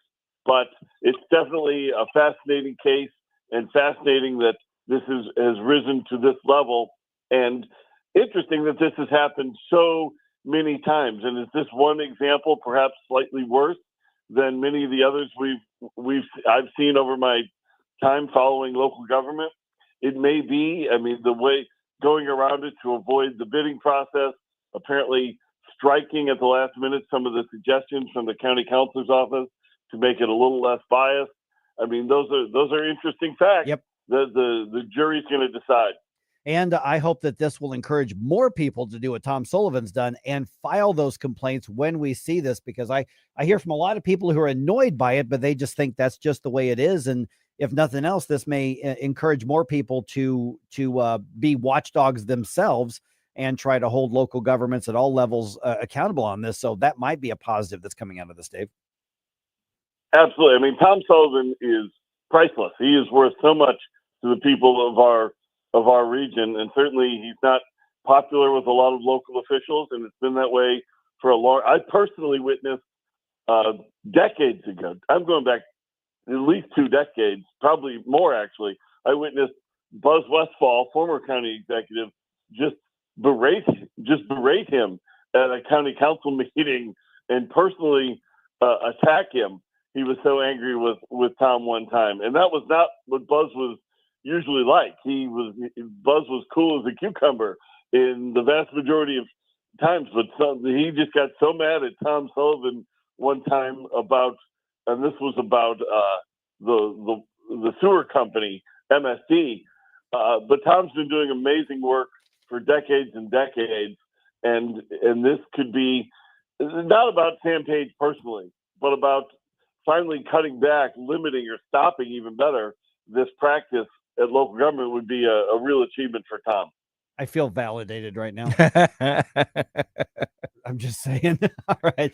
Dave Stokes of the Show Me Institute. We've already tagged you on social media. Give out that website one more time, if you would. ShowMeInstitute.org, and questions of Freedom of Information Act issues and government transparency have always been an important part of Show Me Institute's work. My former colleague Patrick Ishmael used to write about it all the time. We got a lot of the website about it, and thanks for the opportunity to talk about it today, Mike. We'll talk to you again soon, man. See you guys. Always great being on the show with you. Thank you, sir. 314-912-1019. Got the basic details of the case against Sam Page. We're going to hear from former councilman and former police chief Tim Fitch about the criminal element of this as well. That's going to happen at 7:35. It doesn't matter anyway. You will never understand it because it happens too fast. And it feels so good, it's like walking the glass. It's so cool, it's so hip, it's alright. It's so good. This is 101.9 and 94.1. I have to tell you, if this is how they're going to behave, I'm rethinking my position. News Talk STL. Is your backyard a battleground every evening? Swatting, itching, kids running back inside? Hey, Tim Jones here. I just found out about a new local company, Mosquito Nix, that can take care of all that and more. They offer permanent automatic mosquito and tick protection, not just fogging, real coverage you don't have to think about. They've helped over 40,000 families nationwide take back their yards with their automatic mosquito control system. Now they're offering a free fogging treatment to introduce themselves to St. Louis families. Call 636-698-1980 now, or visit mosquitonix.com. Say goodbye to bug bites this summer. Service area restrictions do apply. Tell them Tim Jones sent you. Ask about their back-to-school special. St. Louis summers don't last forever, but mosquito bites shouldn't either. Call 636-698-1980. Visit mosquitonix.com. That's mosquitonix.com. This is a limited time offer. This is Mark Harder with RE/MAX Results, the #1 RE/MAX franchise in the region. As a licensed real estate broker with RE/MAX Results for over 20 years, I've seen the ups and downs of many real estate markets, including the one we're in right now. With the spring market in full swing, now is the time to leap into the buying or selling of your home. Someday is not a day. Today is the day to make your move. Call me at 314-852-8933 or email me at markhardersells@gmail.com. You and I might have something in common, back pain. I can tell you where I go for help, Esquire Sports Medicine, the spine of St. Louis. They can put athletes back on the field so they can clearly help us. Esquire Sports Medicine, hands-on chiropractic help on Big Bend, just north of Highway 40, 314-644-0885, EsquireSportsMedicine.com, EsquireSportsMedicine.com. This hour of Mike Ferguson in the Morning is brought to you by Stifel. Request a portfolio review from your Stifel financial advisor at Stifel.com. That's STIFEL.com.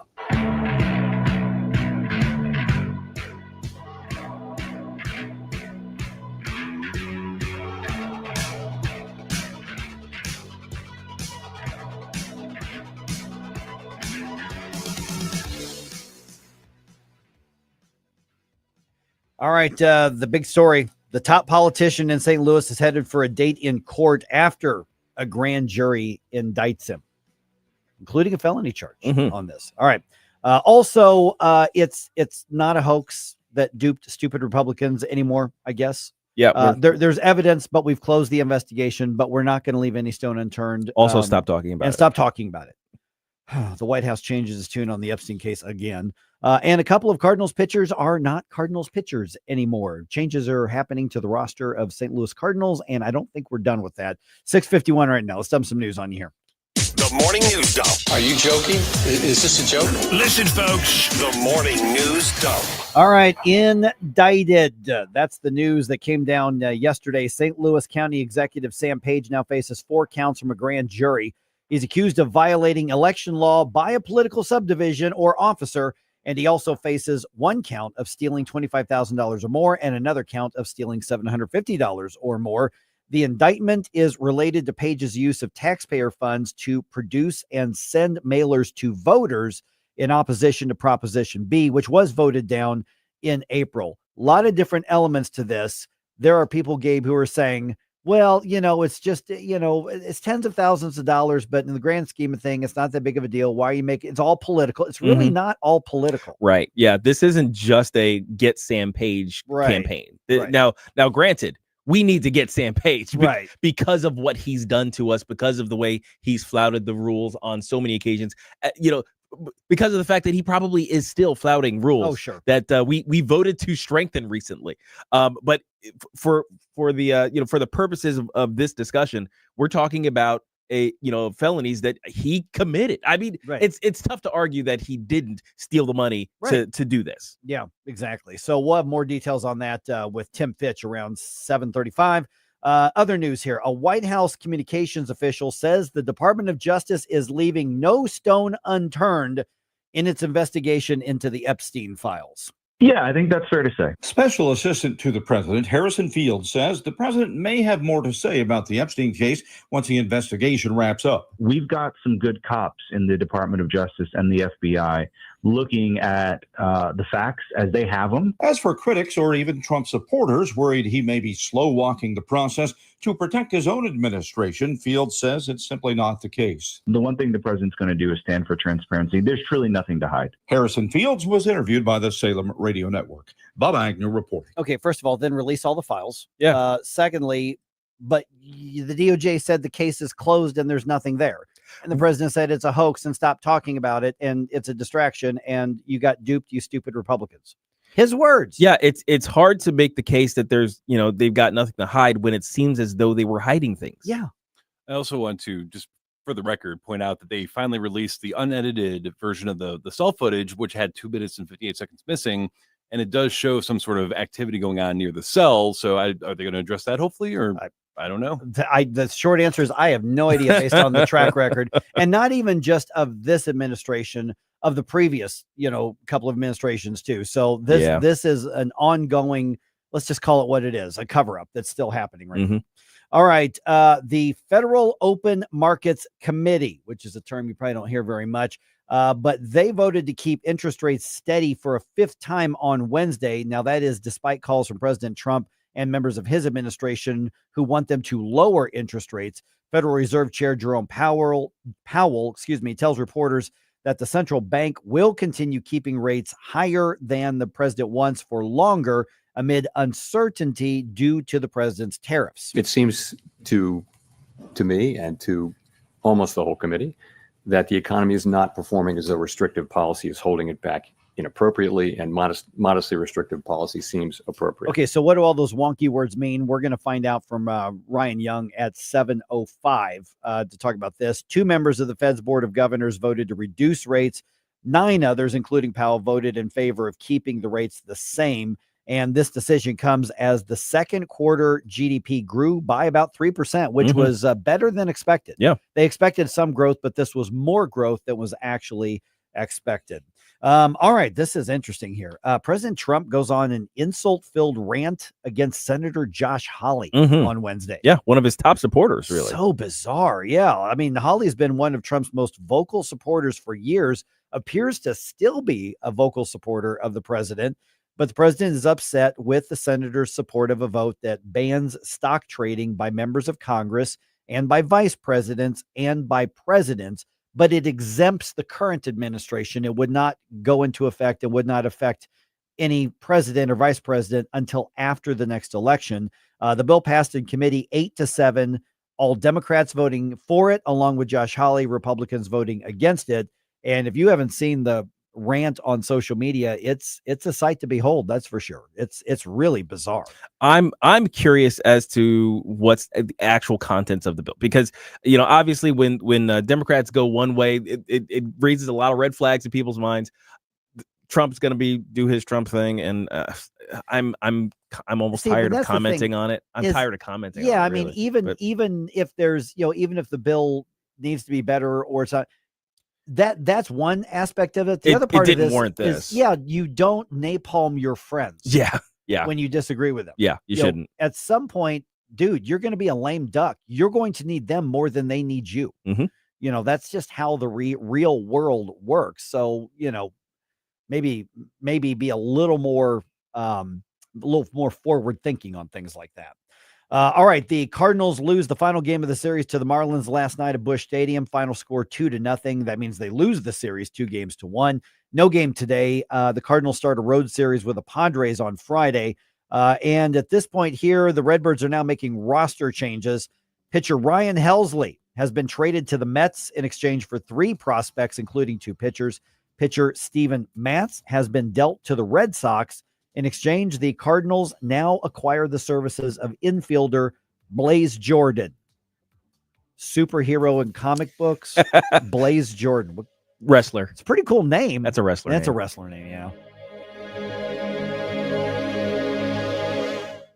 News Talk STL is proud to have Doug Voss of Safe Bunny Radio as part of our lineup each week. Doug has been a staple on the Sabos radio airways for many years as one of the leading financial experts in the area. You can now hear Doug and Safe Bunny Radio every weekend on News Talk STL. But in case you miss anything, you can check it all out at DougVossSafeBunnyRadio.com. What else do our listeners need to know, Doug? Simply put, I focus on helping pre-retirees and retirees build, preserve, and protect retirement assets, and I've been helping my clients solve their insurance and financial needs for the past 33 years. I also strive to educate my clients on how to prepare for retirement, minimize the impact of market volatility on their assets, and deal with the challenges of increased longevity. Call me today at 844-676-SAFE. That's 844-676-7233. Doug Voss is a registered representative. Securities offered through DHL Securities, LLLP. Member FINRA and SIPC.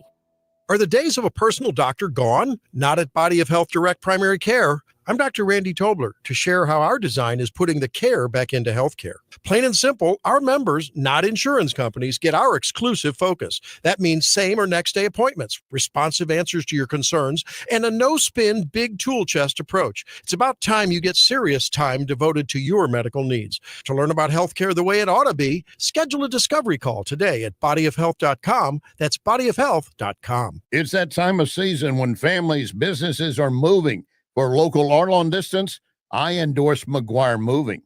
Get a date set soon before the schedules are booked. 314-241-0600. 241-0600. McGuire is constantly giving back to our veterans, such as support dogs for our brave. So with McGuire, you're getting excellent service and helping our vets. McGuireMoving.com. KLGY HD3 Clayton, K270BW Belfast, KNBS Bowling Green. This is News Talk STL at 1019, 94.1, and always streaming at NewsTalkSTL.com. News this hour from townhall.com. I'm Rich Thomason. A 28-year-old man is accused of killing a husband and wife as the couple's two young children watched. It happened in Devil's Den State Park, Arkansas, as the family was out for a hike. Nothing like that should ever take place. Arkansas Governor Sarah Huckabee Sanders. And for a family to have to go through and deal with that level of tragedy is something that no one should ever experience, and something that we never want to take place in our state. Audio courtesy KHBS, KHOG. The suspect, James Andrew McGann, jailed on 2 counts of capital murder. The victims, Quentin David Brink and Kristen Amanda Brink. Their daughters, ages 7 and 9, were not injured. They're now being cared for by relatives. Kamala Harris not going to run for California governor, fueling speculation of a possible second presidential bid in her future. The former vice president said she spent time reflecting over the past 6 months since losing in November after she took over the Democratic ticket when former President Biden dropped out of the race.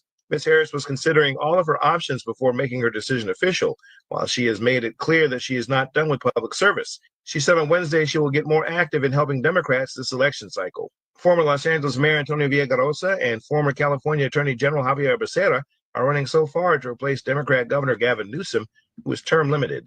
Bernie Bennett reporting. There were injuries on a Delta flight from Salt Lake City to Amsterdam, flew into severe turbulence, had to make an emergency landing at Minneapolis-St. Paul. 25 passengers taken to hospitals for evaluation and treatment. One passenger says those who were not belted in were tossed about the cabin. Watching Wall Street, Dow futures are up 100 points. NASDAQ futures ahead 287. More on these stories at townhall.com. If you're living with pain, see how Relief Factor can help. I'm an artist and I'm in my studio. I listen to the radio all day and I'm hearing the ads about Relief Factor. And I've got pain in my neck and it's getting worse. And I'm thinking, well, I'm going to go ahead and order this. 2 weeks later, I've got much better range of motion. If you're experiencing pain at a certain point in life, I would get Relief Factor. Fight pain naturally with Relief Factor. Go to relieffactor.com and get your 3-week quick start today. Only $19.95. Drivers who switch and save with Progressive could save hundreds. With that kind of money, you could go big time. The next time you're out to dinner with friends, you can order the shrimp cocktail for the table. And maybe you'll realize it only comes with 4 shrimp after you've already given away 3, but that one shrimp will be so good. And if you switch and save hundreds, you could get shrimp all the time. Switch to Progressive and you could save big time. For shrimp. Progressive Casualty Insurance Company and affiliates not available. From the Michaels Flooring Outlet Weather Center. The heat wave is over, and the weekend forecast looks amazing. But first, today, some stubborn cloud cover, slight chance of a shower. Much cooler, though, with a high this afternoon of only 79. Humidity noticeable, but not terrible. That humidity tumbles quickly tonight into Friday, and then mostly sunny tomorrow with that low humidity. 81 for the high. We're going to ride that wave of sunshine, low humidity, and comfy temps all the way through the weekend. From the First Alert 4 Weather Center, I'm meteorologist Matt Chambers. This hour of News Talk STL is brought to you by Rodney and Jen Wallner and the entire Wallner home selling team at Berkshire Hathaway. Call them today at 314-810-SOLD. 314-810-SOLD. Hey, it's Susie Moore. If new flooring makes you think hassle, think again, because Michael's Flooring is changing the game. For over 30 years, Michaels has been locally owned and trusted for quality, variety, and amazing service. Whether it's carpet, hardwood, laminate, luxury vinyl, or ceramic tile, their expert team makes installing new floors exciting, not stressful. That's why customers keep coming back. Visit Michaels Flooring at St. Peter's, Starting Prairie, Creve Coeur, or online at igotfloored.com. That's igotfloored.com. I'm Dr. TJ, owner of the Institute of Natural Health, co-owner of Optimal Nutraceuticals, and the host of Wellness One. Wellness One is designed to cut through the nonsense and provide you common sense, science-based information regarding health and wellness. On the show, we discuss topics like thyroid health, gut health, hormone optimization, and many others. Our show airs Saturdays at 10 a.m. and 2 p.m. and Sundays at 11 a.m. and 3 p.m. right here on NewsTalkSTL. And you can visit us at inhstl.com. That's inhstl.com. Mike Ferguson, You play ball like a girl! Gabe Phifer, I triple saw stereo! Get up! Can't you hear the alarm? Get up, St. Louis. So it's time to get out of bed. Pour yourself the greatest cup of Kofifi the world has ever seen. Rise up with one voice, drain the swamp, and take back our country. Today's the day we're going to do it, and it's time to do it right now, believe me. Mike Ferguson in the morning on News Talk STL. Get up! This is your cousin. All right, arrows going up are good. Yeah, right? Right. So what's the big picture when it comes to our economy, and more importantly, how is it going to affect you and your family's money? Because we got a lot of moving parts right now. Mm-hmm. It is 7:05 right now. We're joined by Ryan Young from the Competitive Enterprise Institute. Ryan, great to chat with you again. Appreciate you being on here. Okay, so let's talk about some of the reports that come out, and a lot of this stuff is wonky and it's a bunch of numbers. And the big question is, what does it mean? I mean, the latest quarter of the gross domestic product, the GDP, showed more growth than expected. Mm-hmm. That's obviously a good thing.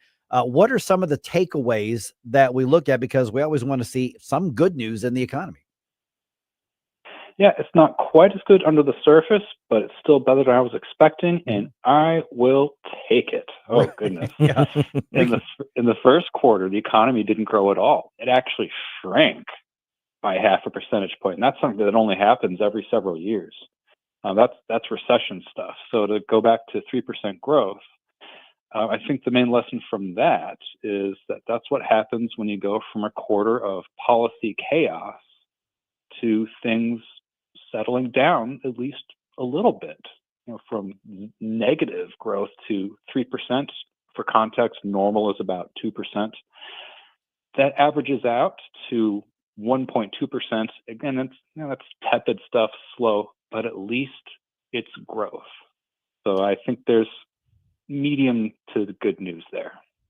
Morning, Ryan. Gabe here. So now you mentioned wondering about or mentioning the underlying indicators, I guess, are not as great, I guess, as that GDP number would indicate. So what are you seeing that maybe the rest of us aren't? There's not a lot of investment going on, and a big one is that imports are down 30%. Oh. That's almost a third. For that to happen in one quarter I don't think that's happened since the Great Depression. And to some extent, that's the point of the tariffs and a lot of the administration's trade policy. But for businesses, that is not good news at all.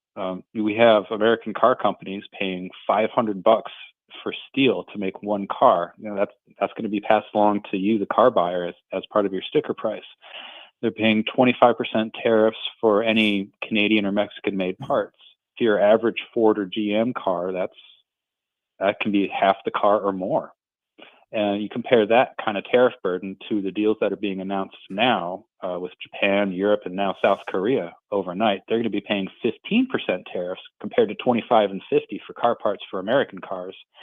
And you can see why the U.S. auto industry is upset. And you can also see why GM, Ford, and Stellantis, the former Chrysler, have all announced that they've been taking billion-dollar losses. In some case, in GM's case, their profits, they're still profitable, but the profit is $1 billion less.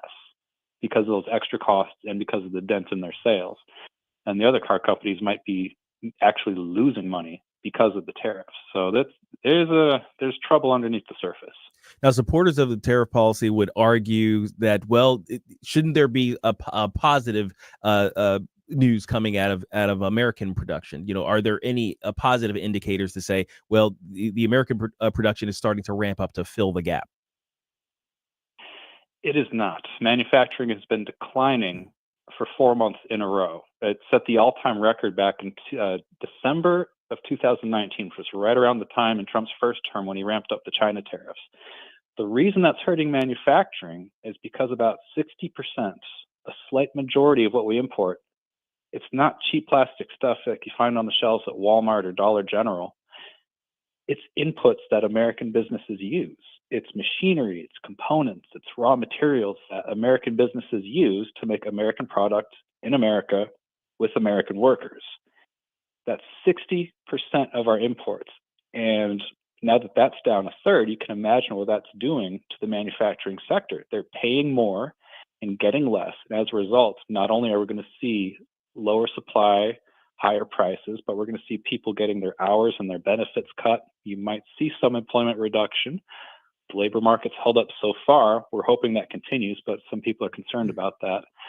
So I guess when you look at the last 2 quarters together and you have 1.2% growth, which is pretty tepid stuff compared to the 2% average, it's definitely a mixed picture. The economy is adapting as best it can, but it's difficult. We're visiting with Ryan Young from the Competitive Enterprise Institute. So when I see these debates and you see a lot of, whether it's, Secretary Bessent or some of the others, and a lot of people who are, pundits are saying, you know what, the president's been right all along. He understands the economy better than everybody else. The United States is the hottest place in the world for manufacturing. It's going to take a while for these plants to be built. And those of us who are free traders, and I'm one of them, who don't like the tariffs, we're just not willing to put America first. And that's the catchphrases that were out there. The argument is, no, this is working as planned. You said it yourself, that's kind of the point, that the imports go down. And they're saying that's a victory in and of itself. And this is just part of that pain that the president said we were going to have to go to in order to transition the economy to something that is basically originating out of here. Is there any validity to that? And if not, what's being missed in that equation? I think there's a lot being missed in that. Take the concern over manufacturing jobs. There are about 13 million people in manufacturing jobs in the country. That's less than 10% of the workforce. It used to be a lot higher than that. In 1979, almost 20 million people worked in manufacturing jobs with a much smaller population. So we're talking about almost a half reduction. What's going on there? Why are we losing so many jobs? Well, if you look at the entire world, planet Earth is losing manufacturing jobs and has been for years. China is losing manufacturing jobs and has been for years. What's going on is productivity, automation. Workers are doing more with less, and they're cranking out more and more output. Like I just said a minute ago, America's all-time record for manufacturing output. How much stuff are American factories cranking out? That wasn't in the 1950s or the 1970s. It happened in 2018, right before the first round of tariffs came on. So what's happening is that there is a natural process of manufacturing jobs going away because of better technology. And it's not like we're making less stuff, we're making more stuff. And we're freeing up people's time and talents so that they don't have to work on factory floors. I mean, you can go into the Rust Belt in Youngstown, Ohio, go through a room of people and ask for a show of hands. How many of you want your kids and your grandkids to do what you do, to work on a factory floor for your entire career? You're not going to get a lot of people raising their hands. And yet that's exactly what a lot of the nostalgia-based policy that we're seeing on tariffs is trying to do. Trying to get people's kids and grandkids to work on factory floors. That's not, if people think it through, that's maybe not the wisest course. Okay, just got a minute or so left, Ryan, and the president's got new deadlines for trade deals coming up where he's going to impose more tariffs. You just mentioned some more tariffs that he announced. What are the things that we need to be watching for And is there that argument that, well, these are just leverages for better trade deals to open up markets? And that's one of the arguments I've heard. I think from the other countries' perspective, especially Europe, they might be playing a stalling tactic here. Odds are the Supreme Court in a few months is going to rule against the president's emergency-based tariffs, which is the big Liberation Day tariffs and all the deals that he's announcing right now. So we'll see a tranche of deals announced. We even saw some more last night. China is due on August 12th. That may well come through. But those will likely be temporary, and then the administration is going to have to adapt to other strategies. So more uncertainty is ahead, I'm sad to say. Okay, do we know that, as we get into the school year, get into the fall, get into holiday shopping season, things like that, or is stuff going to be more or less expensive? More expensive. So if your family can afford it, and I know not everyone's can, get what you can now before the tariffs go up further. And, companies are doing the best they can to not pass along prices, but when grocery stores operate on a 2% margin, there's only so much they can do. All right, Ryan, we've once again tagged you on social media. They want to follow your work. I know you've got the blog, you've got the article about this. Where do we find that? CEI.org is the best place for my work and my colleagues' work. All right, we'll talk to you again soon, Ryan. Thanks so much. Thanks, Ryan. Thanks, guys. All right, 314-912-1019, 735. We are going to get back into the Sam Page indictment. Former police chief, former county councilman Tim Fitch is going to be with us, giving us that perspective. And just ahead here, we're going to get into, there's possibly an update on the entire Epstein case. How much immunity should Ghislaine Maxwell be given? Because apparently that's what she's negotiating for. Also, you've heard the news by now. Sam Page has been indicted. We're on it, and we'll update you on that situation at 7:35. Inspiration, you have a soul so dark, it is no more. And all the ones depart, no destination. Columbo and Company. We'll bring you the latest info and fallout from the Sam Page indictment on Thursday when we talk to Mo Rep Justin Sparks at 2:20, plus Dr. Randy Tobler at 3:05. Live and local weekdays at 2 on News Talk STL. Okay, it happened again this weekend. One of the ball teams I play with, I'm just kind of the reserve guy, much younger team, and they needed somebody to come fill in. And I'm walking to the park, saw a couple teammates I haven't talked to in a while, and the first words out of their mouth, "Who's the skinny guy?" Yeah, they were giving me a little bit of trouble, but at the same time, kind of a pat on the back for how much I've gotten leaner over the past several months, because they hadn't seen me in quite a while. And I get that same question, Mike, what are you doing? What are you doing? Well, I'm getting my real food, my nutritious food, my nutrient-dense food at Nutrition Stop. NutritionStop.com is kind of the one-stop spot for you online for this, but go and check them out. 4101 Mexico Road in St. Peters, basically right off of Cave Springs Road and Mexico Road, so essentially right off of I-70. I'm there every week, and this is where I get the bulk of my food. Is it breaking my bank or changing my budget? No, it's not. But what it is changing is what I'm putting into my body. I'm getting rid of those foods that have all those dyes and processed stuff and all the things that's in the news right now. Well, Nutrition Stop for over 20 years has been offering that right here in the St. Louis metro area. Today for lunch, I'm having my, I think I've got my ground bison. I've got very lean, very healthy. My vegetables, it's delicious.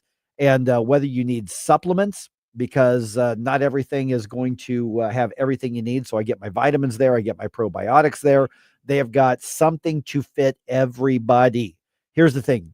Don't worry about making America healthy again. Start with making your family healthy or healthy again. And you're going to get that at Nutrition Stop. But maybe the most valuable thing they offer there, it's not just the farm to your table groceries directly from the farmers. It's not just the foods that are free of all the crap. It's not just the top quality supplements. It's not just all that. It's the knowledge that they have. You don't know where to start? That's okay.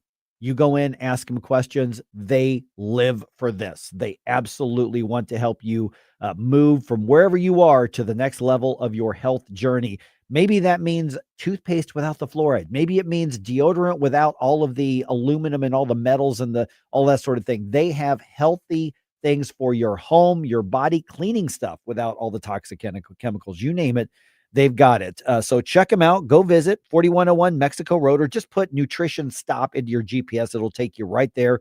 Tell them that Mike recommended you come in, and I recommend you challenge them with whatever questions you have, because whether it's Ryan or whether it's Laura, whether it's Jody, whether it's Mika, whether it's Zach, doesn't matter who it is, they are there to help, and they help me every week because I always have questions. And what's happened with me? I've lost a bunch of inches, I've lost a bunch of pounds, and I've got more muscle than I've had in a long time, and I am 53 years old. It happens for me. It can happen for you. Go to Nutrition Stop, and you make it happen. Columbo here for my friends at Bluff City Outdoors in Alton. The knowledgeable staff at Bluff City has served the St. Louis outdoor community for decades, and they can take care of all your bow hunting needs, all your trapping needs, all your fishing needs, and more. Plus, while you're there, you can schedule a trip with a local fishing guide and shoot in their archery range. Bluff City Outdoors is open 7 days a week, 1 mile east of Fast Eddie's at 2813 East Broadway in Alton. Follow them on Facebook and at bluffcityoutdoors.com. Mike Ferguson here. Retirement should be a time you can relax. No more stress from work. But there's one thing you can't forget about when retiring. That's your money. Do you have enough saved to fund your income for life and keep up with inflation? How will you claim your Social Security benefits? And what about long-term care? The ClearPath Wealth Management Group at Stifel is here to help answer all of these questions. You can hear their latest views on the markets and investing during On the Money, hosted by Stifel financial advisors Bob Stockdale and Eric Robert, every Saturday morning at 9, right here on News Talk STL. They can help you get organized, guide you through critical retirement decisions, and create an investment portfolio designed around your needs. To schedule your free retirement plan consultation, go to clearpathinvesting.com. That's clearpathinvesting.com. Or call 636-695-2650, 636-695-2650. Stifel Nicholas and Company Incorporated, member SIPC and NYSE. I really like all the things you're saying. News, analysis, opinion. Thank you very, very much. News Talk STL.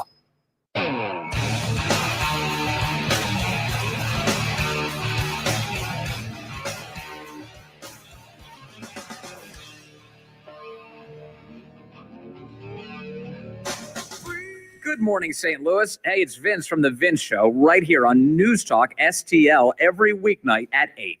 Right now, it's back to Mike Ferguson on 101.9 and 94.1 News Talk STL. All right. What do you think? Is Sam Page's political career over, or is he going to find a way to weasel out of this one too? I've got that question up. I put that up early this morning on the Rumble chat box. Let's check the Facebook comments here before we get into the next segment on that, because I want to get into this at 7:35. So give us your hot takes on that right now, though. Send us a message on social media, or you can actually send the voice memo through the News Talk STL app. Yeah.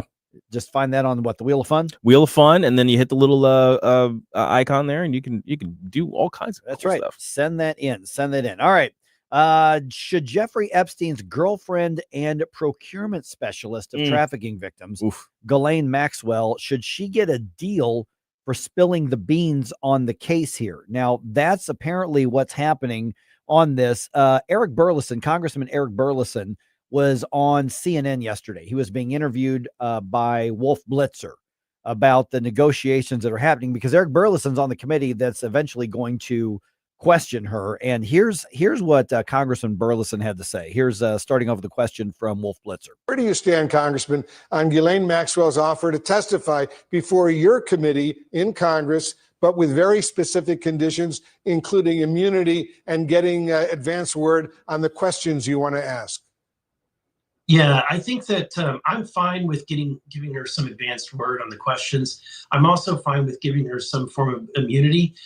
In speaking with a friend of mine who is a former U.S. prosecutor, he advised that when he was in this situation, that he would provide immunity on the things that the witness was going to testify, to provide immunity against themselves, that individual, for further prosecution, so long as, and he would put a clause in that it's proven that what they said is true. Okay, so we're not talking about a pardon in Right. this. Right. In this case, we're talking about she's already in prison, sentenced to what, 20 years? Yeah. And so what they're talking about immunity is, okay, if she, in the course of answering the questions, admits to more participating in more crimes, right? That she won't be prosecuted for the new stuff. Yeah. And so that's what they're talking about. Thoughts on that, guys? I guess I'm okay with that because she's gonna get out at the age of like 75. I think that's the earliest Something like that. she can get out. Yeah. So yeah, I mean, keeping her in there for an extra 10, 15, or 20 doesn't make that big of a deal to me. Rather, as opposed to if we could get these other guys and get them in for 10, 15, 20, hopefully life, put them in a shredder. Yeah, that's what was confusing me about that statement is that I was under the impression you could not be charged for the same crime more than once. That's correct. It's called double jeopardy. That's correct. Yeah. So at the same time, I can imagine, like with what we see. So I'm a true crime kind of buff. So when it comes to like killers, if they admit to having multiple victims, sometimes they'll slap them with more because it's different. Right, because victims. each one's a different case. But I would have imagined because it's a trafficking as in multiple victims sort of thing, they wouldn't be. Either way, if they give her immunity from being charged more, but that gets us closer to actually revealing the people that were involved in this, then yeah, just like Gabe said, I agree entirely. I mean, let's put it this way. I mean, I don't know how many victims were involved in the case in which she was convicted and is serving the 20-year sentence. 1,000. Yeah. Over 1,000. Okay. So numbers 1 through 1,000, let's say, that's what she was convicted of trafficking, and that's what she's serving time for. What this would be is if there's victim 1,001 through 2,000, that she would have the freedom to talk about anything on that, but she would not face another trial or conviction or charges from victims 1,001 through 2,000, if that makes sense. Yeah, because trafficking isn't the same as like drug dealing where it's just like a blanket idea. Right. Trafficking is connected to a specific victim. So, if you trafficked one person, that's one case. Right. Two people, that's two cases. Right, exactly. So in this case here, and we've had Congressman Burleson on this show. I've known Eric a long time. And I agree with him on, I have no problem with letting them know in advance, okay, here's who and what we're going to ask about. Now, I would not agree to limit your questions to that. Right. Be ready to do follow-ups on anything. But I mean, I would not hesitate to say, okay, we're going to ask about these things. Yes, sure. If nothing else, if she's motivated somehow to start listing names and giving specifics, let her refresh her memory. Let the lawyer know where the documents are. Give her a I guess a Sharpie and paper. You don't want to have a pen because then she'd stick it. Yeah, she could definitely not Epstein herself. Right. Right. So yeah, and the other part of that is, if it comes to it, I mean, offer her like a once a month DoorDash so she gets some outside food. Right. I'm saying like the lightest possible positives, I think, should be on the table for the deal. Yeah, and our stream chatters seem to be in agreement as well. The only way she should be given any sort of privileges or immunities is if what she provides ends up resulting in actual convictions of the other people involved. There you go. Despite what the DOJ and the FBI's official statement was, in the court hearings and the official posted conviction charges, they know that there are known conspirators. And it wasn't just the other victims that were abused into recruiting more victims. There are people that they know are involved in this. And to Maxwell's, I don't want to say credit because that feels wrong, but she was answering questions about 100 different people that were involved in this. So yeah, I don't know in terms of what the narrative we're supposed to be following is, where we're at with that. But I do think if it does result in more people going to jail, more people being taken off the streets and not able to potentially continue what they were doing, then yeah, we can put maybe are doing now. Yeah, we can give her some hot pockets or something. Yeah, exactly. Right. Well, and that thing is, I actually cut that soundbite a little short because Eric Burleson went on to reiterate the condition is that what you say we have to be able to document is true. Right. You have to verify did not lie or mislead or omit anything. Right. And then in exchange for that, then they're talking about basically immunity as in, okay, you admit, all right, I got this kid for this high level whatever, and she won't face charges for that. Right. Yeah, the admitting part is what really concerns me as well, because again, just a few days ago, well, it's hard to keep track. So about a week ago, the narrative was that the entire quote unquote list was a Democrat hoax.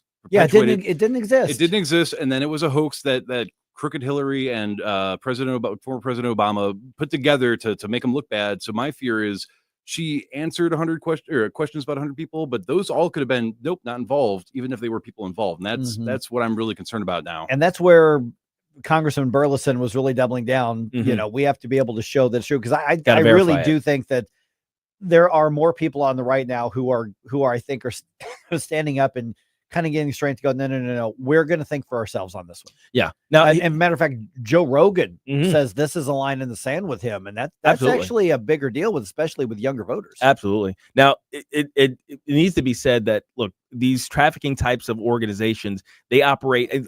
There's a reason why they call them rings, right? Because they operate. There are multiple cells. They're all interconnected. Multiple individuals, multiple countries and locations and things like that. And what it appears to be, and this is why I think we're all up in arms about it, is that they got this one guy in this one cell of a much larger ring, and they're not curious about the rest of the ring, even though everybody knows that's how those things work. And we're being told something's wrong with you for demanding justice. Right. Yeah. And we've been told that by the left, and now we're being told that by some on the right. And we're not taking that. We're not accepting that anymore. And we're saying, no, we know something's there. And we're not going to let go until you show us what is there. Now, here's hoping we can get, justice with the Sam Page case, right? So we're going to be talking about that at 7:35. But as we're leading into that, don't forget the 80s bump music. Yes. I think last call for 80s bump music. That's tomorrow. Yeah. Also, speaking of lies, leftists want us to believe their lies without question. I don't question them. I know they're lying. Larry Connors. Larry Connors will go more in depth during Larry Connors commentary coming up.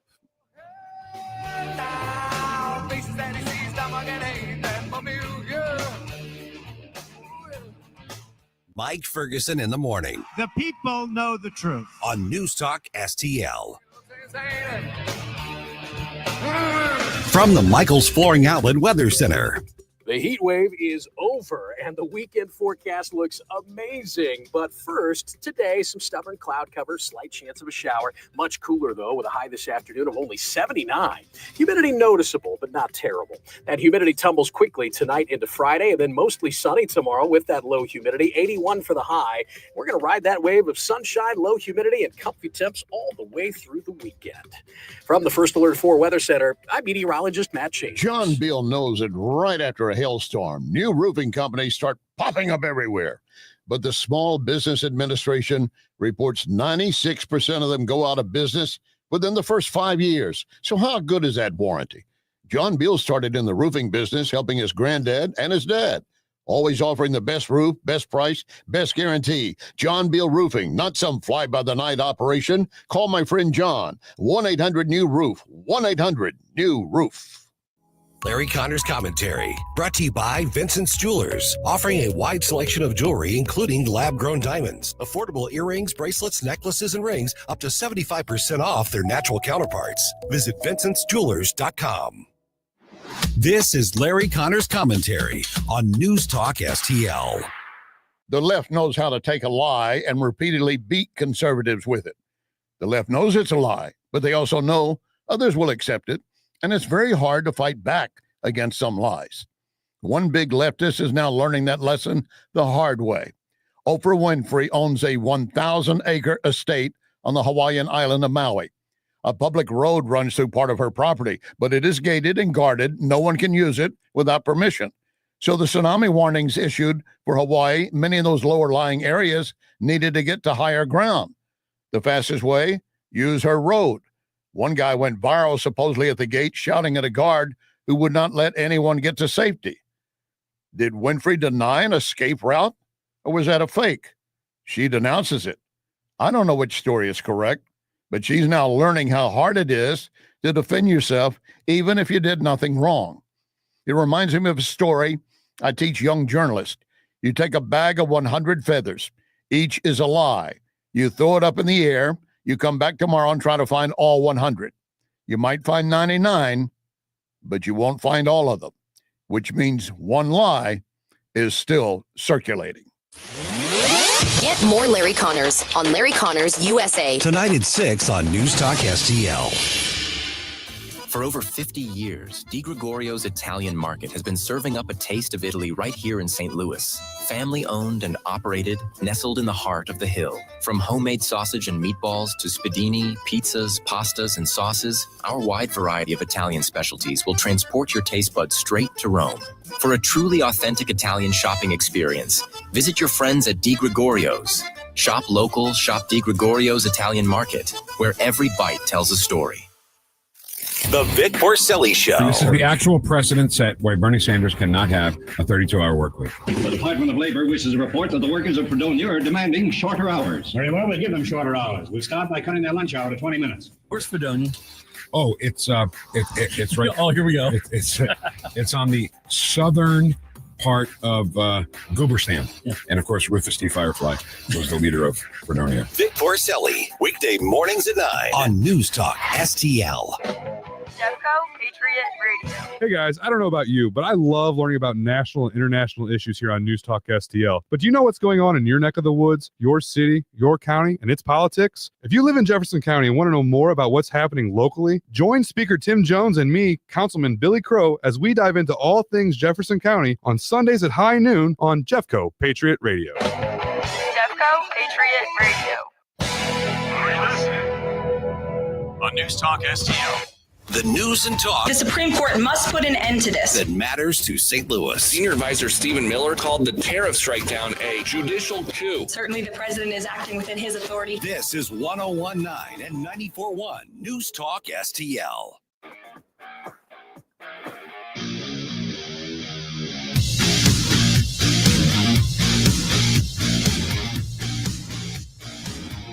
Hey, this is Larry Connors. Make sure you're listening later today at 6 o'clock on News Talk STL for my show, Larry Connors USA. Now, back to Mike Ferguson in the morning. All right, accountability might actually happen. St. Louis County Executive Sam Page is indicted by a grand jury. So we've got the political side of this, but we also have a criminal side of this. And then we have what I would maybe argue is the bigger picture of trust and the foundation of good government, which frankly, St. Louis County has been struggling with. This is now a pattern. 2 county executives in a row facing criminal charges. It is 7:36. I'm Mike Ferguson. Got Gabe Phifer here. Got producer Jerome here. Now joined by former St. Louis County Councilman and former St. Louis County Police Chief Tim Fitch. And Tim, appreciate you being on the program here. I mean, this has got to hit you in a different way as other people. We get the news, Sam Page is indicted. The fact that he violated the law, in Section 115, I don't think is really even that debatable. I mean, they're going to try to argue the gray area, which we'll get to in a minute. But you've been one of the targets of him trying to abuse his office personally. And he really didn't have any accountability for that and some other things. Is it possible we're actually going to see accountability for Sam Page at this point? Oh, do we have Tim? We had Tim. So I think the voters are going to hold him accountable is what we're going to see. I don't know that the courts will necessarily hold him accountable. And I think he's got a very good attorney that he's hired, Jeff Jensen. I know Jeff very well, respect him well. I'm not so sure also that this is over. There may be more coming. There's indications that there are whistleblowers involved here. That's why there was a redacted version of the indictment. Usually that's to protect identities of whistleblowers. So I think there's a lot still to come. So I would say stay tuned. But the real question is about good government, is what you asked about.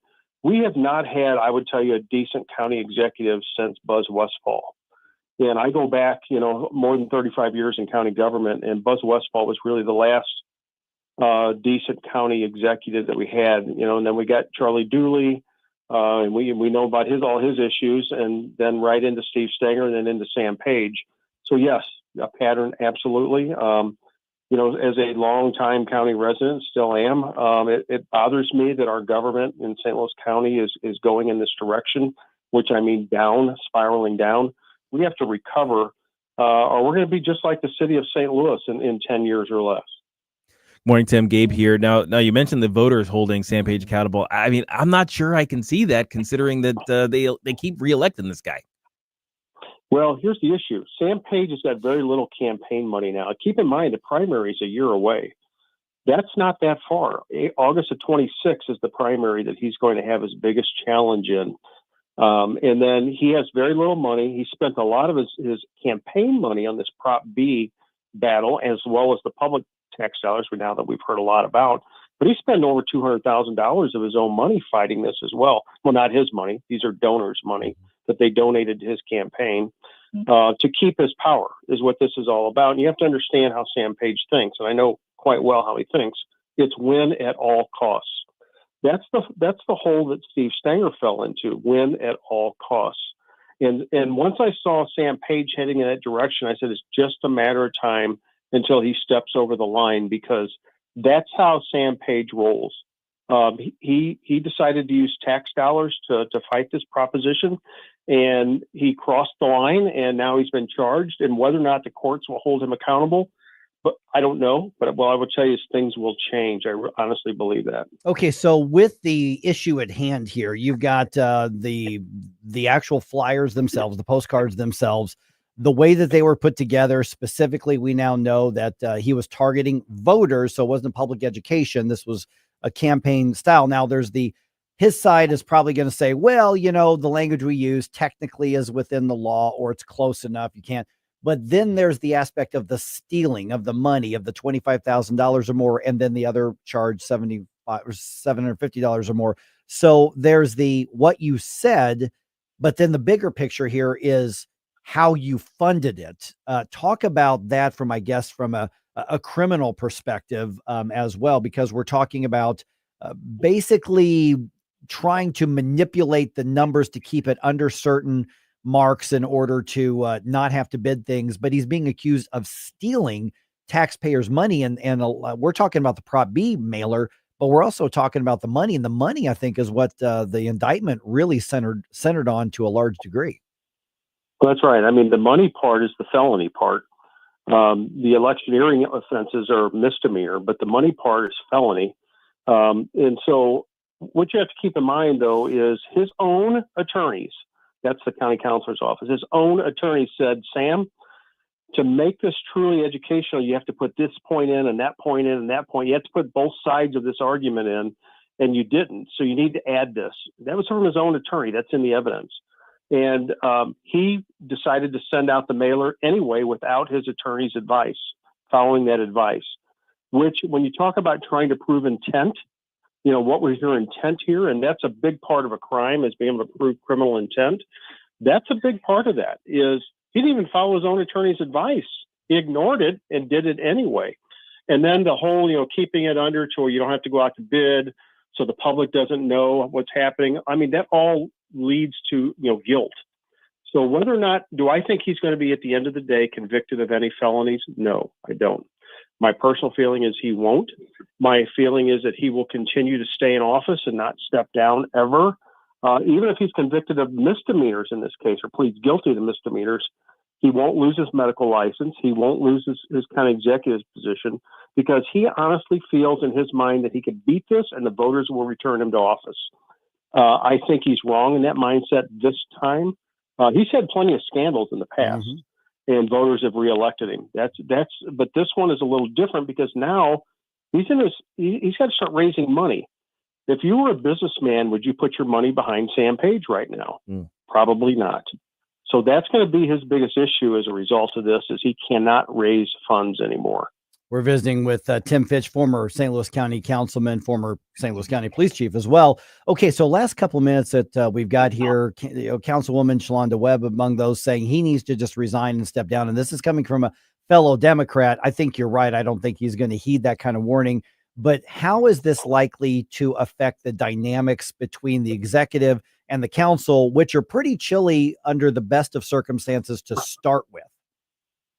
I don't think it's going to change it at all, because he's got one vote on the county council right now. It's Lisa Clancy. And even she stuck up for him in this indictment in her statement, just saying it was a political witch hunt type of comment. That came from Lisa Clancy. Of course, Lisa Clancy is going to be up for re-election also. My guess is she's going to have a pretty strong opponent as well. So that may clear the deck. for whoever the next county executive is going to be. But right now, it's not going to change the dynamics on the council. It's already 6-1. Yeah. Okay. That's kind of because, I mean, it's amazing that in a hyper partisan world, you've got a Democrat with a Democrat majority, and the Democrat majority doesn't like him. I mean, that says something more about not even just about the partisan politics. That says something about him as a person. Yeah, he's got some real social issue skills that he's lacking in the social arena. And he just cannot figure out how to get along with people. The only people that like Sam Page are those that he's giving contracts to and those that he hires for jobs. That's his only loyalty. He's got no real loyalty outside of that. And when you talk to people that donate to him, because I have friends that have donated to him, they feel like they have to because he's the county executive. A whole lot of those people in the last several months are rethinking. You know, I had one friend who owns many restaurants in town. He said Sam Page called him and said, "Hey, look, we need to get together. We haven't been together for a while." You know, it's a fundraising call. Mm-hmm. And the restaurant owner replied back and said, "Sam, we've never been together." You know, so yeah, so Sam is trying pretty hard right now to raise funds. This is even going to be more difficult for him to do. So what's next? What do we look for next? I mean, my guess is that the investigation is not over, like you alluded to earlier. I think you're right about that. But what do we look for next in this particular case? Is this going to be limited to targeting Sam Page, or is it possible it could become bigger? Well, it just depends. The council has limited ability of what they could do at this point because until he leaves office, they can't take any action. They can't suspend him. They can't, put him on the sidelines and appoint a temporary county executive. The charter doesn't allow any of that. So it's kind of a wait and see type of thing, what's going to happen. He's just going to lay low for a while. He's going to talk about all the positive things he's done. He's going to keep trying to get people to give him money. And I think he's going to be wasting his time in that respect. And I also think that you're going to see at least Democratic opponents pop up pretty quickly and announce they're running for county executive, and they're going to start getting money, and they're going to start taking away his donors is what's going to happen pretty quickly. All right, Tim, we've already tagged you on our social media. I encourage people to find you there and follow you and connect with you there. Really appreciate the perspective on this, Tim, because with your background, you've got a variety of different angles to look at this, and I really appreciate that. Thanks, Tim. Anytime. Take care. All right, 314-912-1019. I hadn't thought of that angle at all. Yep. That's interesting. Yeah, and remember, Tim was one of those, we talk about these scandals because Sam Page tried to basically block Tim from getting a pension that he earned. Yeah, that's right. And then he oversaw the redistricting of Tim's district, redrawing the lines to draw him out of his own district. That's right. Yeah, there were a couple of times he went after him. Yeah, he targeted him, directly. Mm-hmm. So this will be fascinating to see what happens. We're going to talk to Lauren Trager from KMOV, and let's get the news coverage because they've got 3 reporters on this, including Lauren. And so we're going to get the up to the minute update on this right around 8:20. Our cell phones, or maybe I should say our addiction to them, ruining the fun at concerts. A rock band just said no to them just last night in St. Louis. Do you agree with the rule? We'll debate that at 7:50.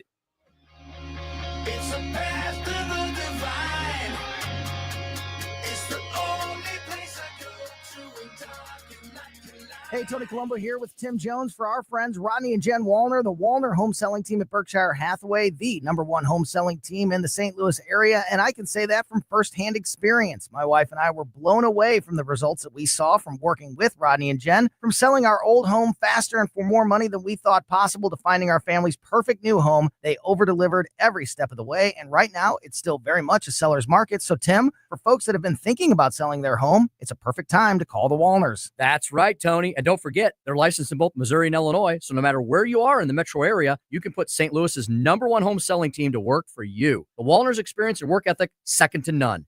And of course, the numbers speak for themselves. The Wallners sell 15 times more homes per year than the typical realtor. Right now, they're working with so many qualified buyers, they'll guarantee to obtain you an offer. If you've been thinking about selling your home, don't wait. Call the Wallners now at 314-810-SOLD. That's 314-810-SOLD for the Wallner home selling team. Tony Colombo here for my dentist, Dr. Matt Boscia at New Creation Dental Care, the one-stop shop for all your family's dental needs. And Dr. Boscia is always expanding his services, now including the incredible all-on-4 full arch implant procedure Full mouth restoration that can give you back your smile in as little as 1 day. No more suffering with damaged or missing teeth or poor fitting dentures. You can see some amazing smile makeovers, learn more about the all-on-4 procedure, and see everything Dr. Boscia can do right now at newcreationdentalcare.com. Located in the heart of St. Charles, Kevin's Guns is your family-owned destination for all things firearms. Whether you're a collector, hunter, or military enthusiast, we have it or can get it for you. From new to used rifles and handguns in every style and caliber, our friendly and knowledgeable staff is here to help educate you and ensure you make the perfect choice for your needs. Buy, sell, or browse our incredible selection at kevinsguns.net or call 636-493-1195. Kevin's Guns, where gun enthusiasts come home.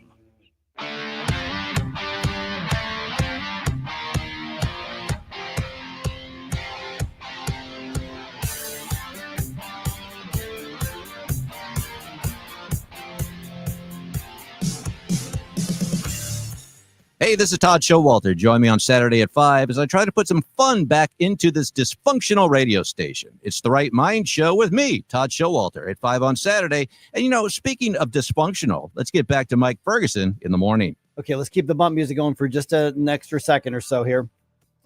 All right, we just had that cell phone discussion yesterday, guys. Yeah. And then there was a new news story regarding an interesting thing happened last night at a rock concert at the Enterprise Center.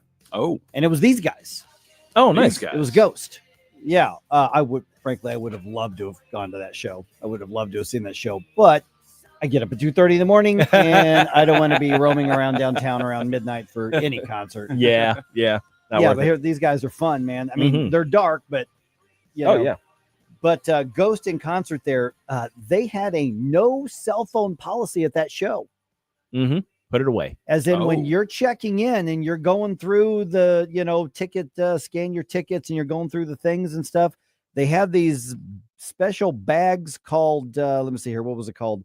It was called a Yonder pouch. Oh, yeah. I've seen these things. Yeah. So you are required to put your phone in there and it locks for the duration of the show. And then on the way out, they had an unlocking base. You just put the thing on there, it unlocks, and you get your phone back. So it sounds like you could keep your phone, right? But it was locked up. Yeah. So there was no phone usage, no cell phone usage during the show. And this isn't the only band to do this. It just happened to be in St. Louis last night to do that. What are your thoughts on that, guys? What do you think?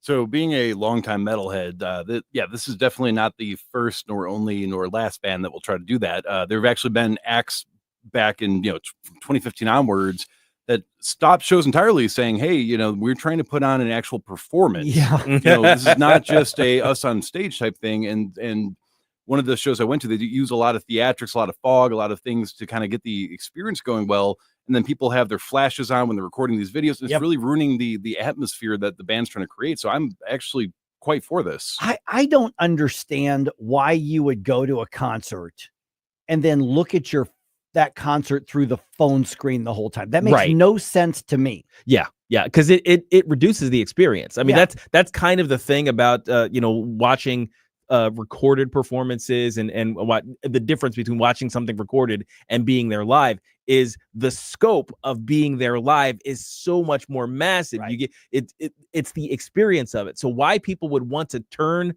the live experience into the phone experience doesn't make any sense to me. And as a reminder, your phone's microphone quality is not great. Nobody wants to watch a video with peaking audio that you can't even hear what's going on. Exactly. Come on. So, like, for instance, when I go to shows, whether, it's, Delmar Hall or Diamond Music Hall or the Riverport or wherever I go, I always like to snap a picture at the beginning, like, hey, here's the band. And then sometimes I'll say, I'm going to get about a minute's worth, and then I'll be able to send it. Hey, here's the show I'm at. And then I put the thing in my pocket. Yes. So not even that would have been allowed here at this. It's like, there are people say, but if there are no pics, it didn't happen. No, it happened. Yeah, it did. You were there. You had that experience. It's called memory. Right. There are pics in your brain. And so should these bands or, whatever, comedians or theater, whatever, should they go more to this? Now, for instance, Enterprise Center's I understand there's some subsidies in there, but it's a private thing. It's a private event. They can set whatever rules they want. I don't think we should be passing laws one way or the other. No. I'm not talking about that. Right. I mean, But is this a good idea to say we've had it? Some of y'all can't act right with the cell phones. Therefore, no cell phones. We're just going to put everybody in timeout from the beginning of the show to the end. I mean, would you go to an opera or a musical or any sort of other event that has some sort of artistic value to it with actual performers, and then take videos and try? Because again, being actually on stage and having, we already have to worry about the lights that the venue has, but then having, somebody's flashlight camera on their phone, max, it's very distracting. It's very hard to continue through that. And I don't think that this is a negative thing at all. I think that the overall experience that the band wants to present to the audience who are paying tickets should be prioritized over somebody for Instagram Reels or whatever. How many people actually post these videos and get positive responses? Well, that's the thing. I mean, you remember that story? Was a couple years ago. I went out to one of those like nostalgia metal shows over at the Family Arena, which, by the way, like where Jerome and I are going to be on October 3rd for Lita Ford and Dee Snider. But I was seeing another show there, and I think it was like Tom Kiefer and LA Guns and some of those. And there was this guy in front of me. Oh yeah, you remember this story? Yep. And he held up his phone sideways. He was recording it. Yeah, I get. By the way, real big guy already. Real big guy. And he was, I mean, like bigger than you, Jerome. He was a big guy. Oh, wow. Yeah. And so he held up, arms extended way up. He wanted to videotape the whole concert. Let me make myself as big as possible in the middle of the crowd here. And we had actual assigned seating. So after the first song, I'm like, dude, are you going to do that the whole thing, man? Because you couldn't move out of the way. Right. Because that actually see the concert that you paid for. And that guy got so mad at me, and he was like threatening to beat me up. He wanted to get in a fight. And like every song he turned around was like flinching at me. And I'm like, you're not going to squat, dude. I've had enough martial arts training to know that you're not doing anything. So I wasn't worried about it, but he threatened to beat me up like between every song, but he put his phone away finally. And so he couldn't put it on YouTube or wherever he was going to, whatever he was going to do with it. I'm like, what are you recording? These songs are 25 years old. We already have heard these. Just enjoy the experience. They're on Spotify. Now, our friend Danny Define, who you can hear on Tony Colombo's show Tuesdays at 2, he texted me as well saying that he absolutely agrees with that. But so my trade-off, though, would be when it comes to people that are in the back of the audience or that they pay for private box seats or the high risers, because they're not, I mean, the issue is mostly if you're in the middle to front of the crowd, you're ruining everybody else's experience. And then I've seen people complain they're in the mosh pit where you're going to get bumped into. Oh, yeah. And they're trying to record and then they're getting mad they're getting bumped into. But if they're at the back, didn't know mosh pits were still a thing. Yeah, that's the music I love. I had no idea that was still standing a room thing. only. You're out in the front. Yeah, Stell knows all about it. But but if they're at the back of the crowd or they're in a box seat, should there be maybe you can buy a special pass and say I will be able to keep my cell phone to record, because then you're so far back it's not really going to bother anybody. I think you either do it or you don't. Do it or don't. Yeah, I that's an interesting question. But they also I think they banned like binoculars. Well, well. Well, here's the thing. I mean, back in the day, they used to say, okay, no flash photography. If you're at the door, you're not walking in with the giant shoulder mounted camcorders, right? Back in the 80s, like that was not a thing. But they've shrunk them now, and they fit in your pocket. It's the same idea. It's a camera / video camera, and they didn't have those in concerts back in the day. So why should they have to keep those with you now? Okay, so any other areas that or any other events or things that they should go to a similar rule on this? I got to tell you, even if somebody complained and stomped their feet, like how dare you tell me I can't have my cell phone? Yeah, they probably enjoyed the show more. Yeah, I mean, certainly concerts. Jerome, you mentioned like opera and musicals and and plays and things like that. Certainly those you don't want those. I'm on the fence about ball games. I'm on the fence. Yeah, because most people I haven't seen it be a problem at ball games, so I was like, it should be fine. Yeah, and I would be. Yeah, I enjoy the game more when I put my phone away. Yeah, there. Absolutely. But 3 hours, you may want to check your messages, even if you shouldn't.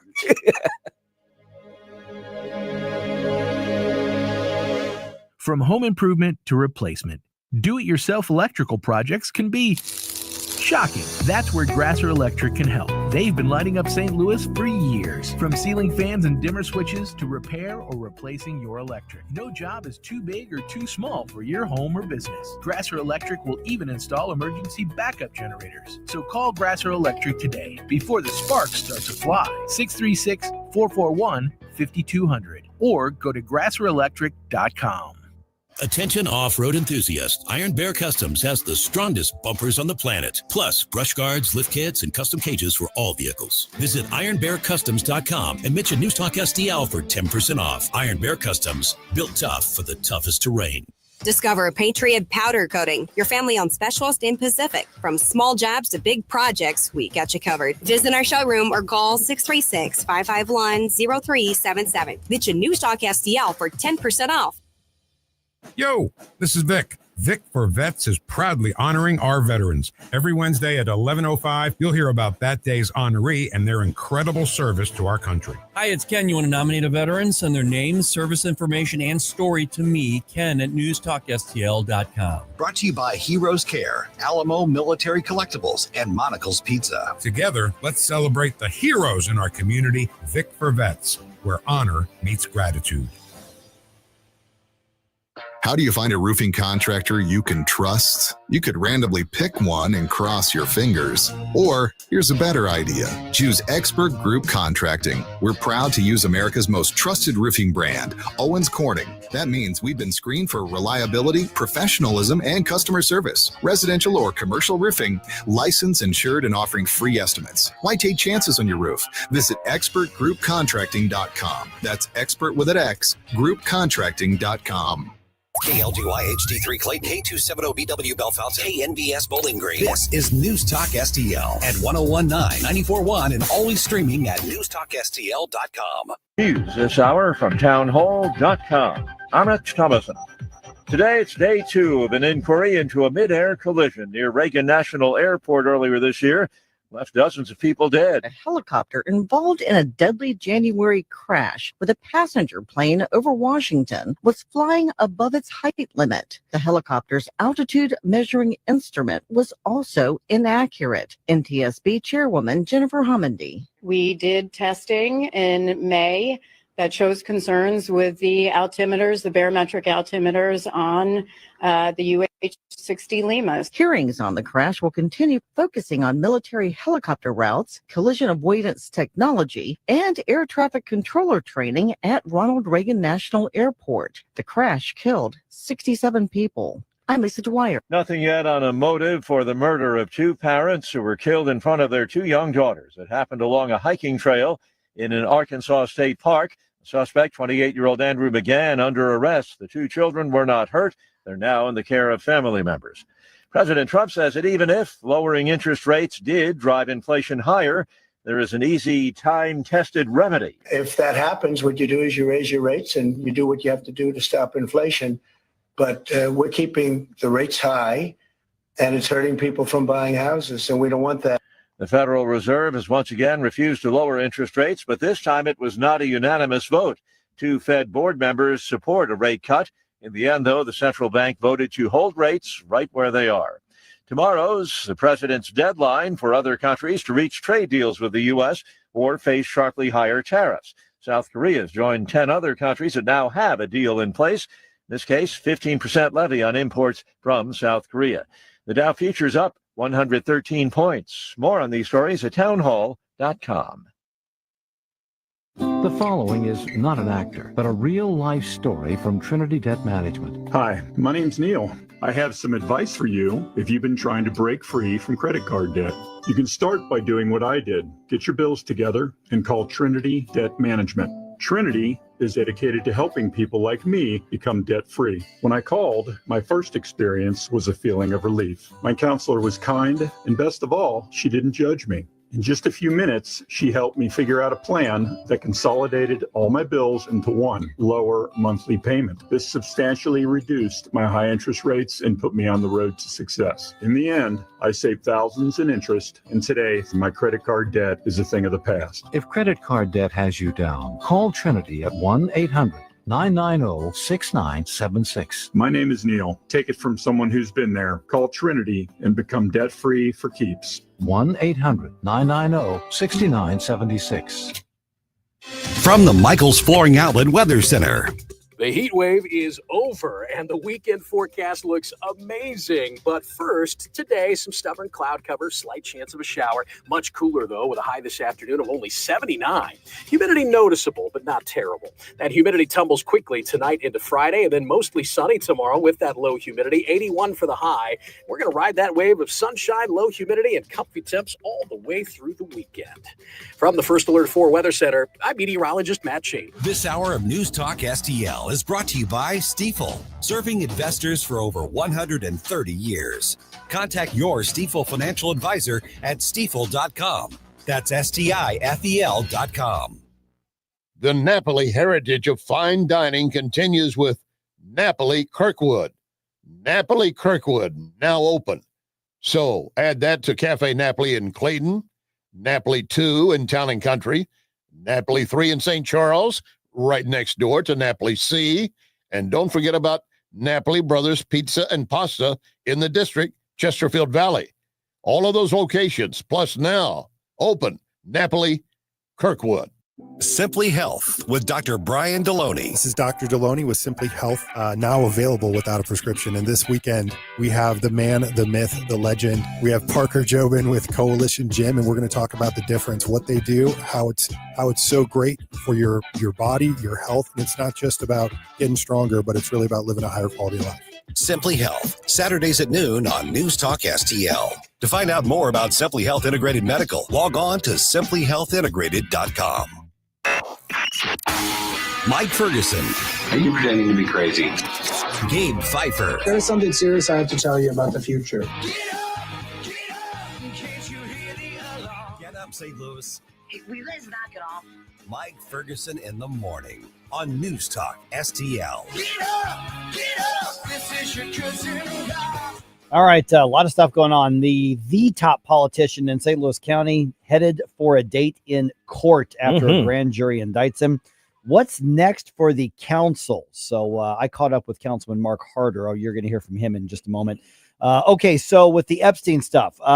Okay, so it's not a hoax that duped stupid Republicans, or it is. It's the case is closed, but they're not going to leave any stone unturned as they finish the investigation of the case that was closed, right? Because we're going to get to the bottom and expose everybody, except there's no client list. Yeah, the FBI and DOJ's official stance was we don't find any sort of reason to possibly investigate uncharged third parties, but apparently there are uncharged third parties. Right. Also, Okay. stop talking about it. Yeah, and don't talk about it. So we're going to talk about that because the White House is changing its tune on the Epstein case. Again, I've got the update for you. And there are a couple of Cardinals who are no longer Cardinals. 8:06 right now. Let's go ahead and dump some news on it. The morning news dump brought to you by the Nutrition Stop. Successful dump. Wake up, America. It all worked out. They got all the news. The morning news dump. Indicted. St. Louis County Executive Sam Page now faces 4 counts from a grand jury.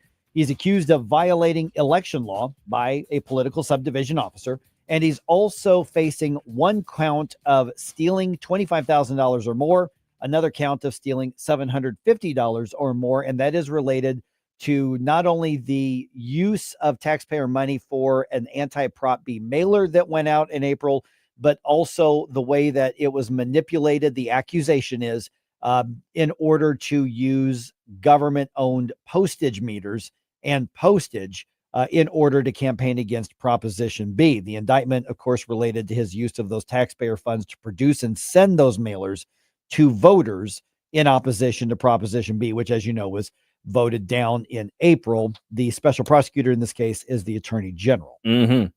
And also, where do we go from here if he's indicted or pleads guilty? I spoke with Councilman Mark Harder yesterday about that to get the what does the council need to be prepared for part of this. And here's just a little clip of our conversation. What should the council keep in mind when taking the next steps and reacting to the news of the county executive being indicted?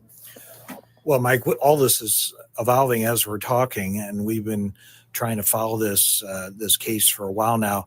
With the 4 counts of indictments that came out today, we're trying to kind of decipher and go through that and figure out what it means. But for the folks that are not paying attention to what's going on, there is provisions in our charter that show how we should proceed in this regard.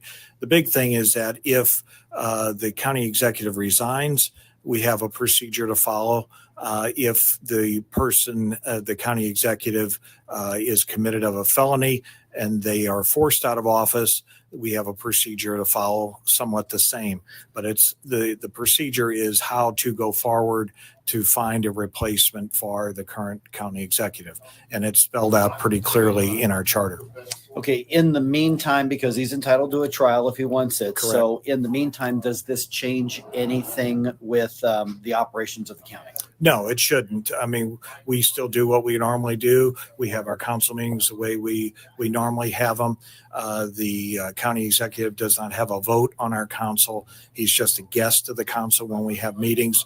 So the day-to-day operations is not going to change. How he reacts to the media, how he reacts to residents, how his staff reacts to things, that's going to be on him and his staff on what they want to do. So we'll see how the next weeks shake out and see if there's anything that maybe we haven't thought about that maybe come to surface because of all this. All right. And so far, there's been no real response or statement from Sam Page, but there's no indication that that he's basically going to accept the charges. It appears that he's going to fight them, but we're going to have an update from Lauren Trager here in a few minutes. Yeah, and the council requested some information about what was being transferred there. Right? Correct. So, yeah, because he had his phone, among other things, confiscated, and the council is kind of in a wait and see position as well. We had a conversation with former Councilman Tim Fitch about that a little bit ago. You can find that in our podcast probably in the next couple of hours or so. All right. A White House communications official says the Department of Justice leaving no stone unturned in its investigation into the Epstein files. Here's the story on that from our friends at Town Hall. Yeah, I think that's fair to say. Special Assistant to the President, Harrison Field, says the president may have more to say about the Epstein case once the investigation wraps up. We've got some good cops in the Department of Justice and the FBI looking at the facts as they have them. As for critics or even Trump supporters worried he may be slow walking the process to protect his own administration, Field says it's simply not the case. The one thing the president's going to do is stand for transparency. There's truly nothing to hide. Harrison Fields was interviewed by the Salem Radio Network. Bob Agnew reporting. But the investigation's closed. Right. Because we're done. Because there's nothing there. There's no list. And it's all a big hoax, but we're not going to leave any stone unturned because we got a great, just stick with the story, guys. Yeah. Stick with the story. Pick one. Just pick one and stick with it. Just that's really irritating. All right. This is interesting. You probably saw this on social media. If not, check it out. Just do a quick search. President Trump goes on an insult-filled rant against Senator Josh Hawley on Wednesday. Yeah. Yeah, this was wild. This really was. Despite Hawley being one of Trump's most vocal supporters for years now, the president was upset with the senator's support of a bill, and it was a procedural vote in a committee to ban stock trading by members of Congress and by vice presidents and presidents. The bill passed in committee 8-7, with Hawley and the Democrats voting for it and the Republicans voting against it. This is what they used to call the Pelosi Act. So basically targeting, the corruption of Nancy Pelosi. There must be something in there the Republicans don't like, but instead of just saying, I disagree with him on this, I hope the Republicans defeat this in the full Senate, it's going after what a second tier senator is in the dirty hands of the Democrats. It goes on these personal attacks. Being used. Yeah, being used target by me. them. I got him elected twice. No, you didn't. But it was just a wild, unhinged social media rant. And Josh Hawley, so far as we know, is like trying to mend with the president. And say, yeah, he's like, it's a misunderstanding. We'll get through it. I still love the president. And so Josh Hawley isn't, swinging back at it, but he's got more restraint than I would have. That's right. Oh, yeah. Yeah. I mean, obviously, the president's tendency to go off like this is it's not one to make friends around the country, for sure. And I really wish he would stay away from this stuff. That having open policy disagreements, I think, is something that I want our government to have. It's a healthy thing. That's a healthy thing for the government. If you do it like grown-ups. Yeah, right. And that's the problem. Yeah. All right. The Humane Society of Missouri is in the process of rescuing about 180 animals, including about 150 dogs, from an apparent hoarding situation at a house in Christian County. After the 150 dogs, cats, rabbits, and birds make up the rest of the critters.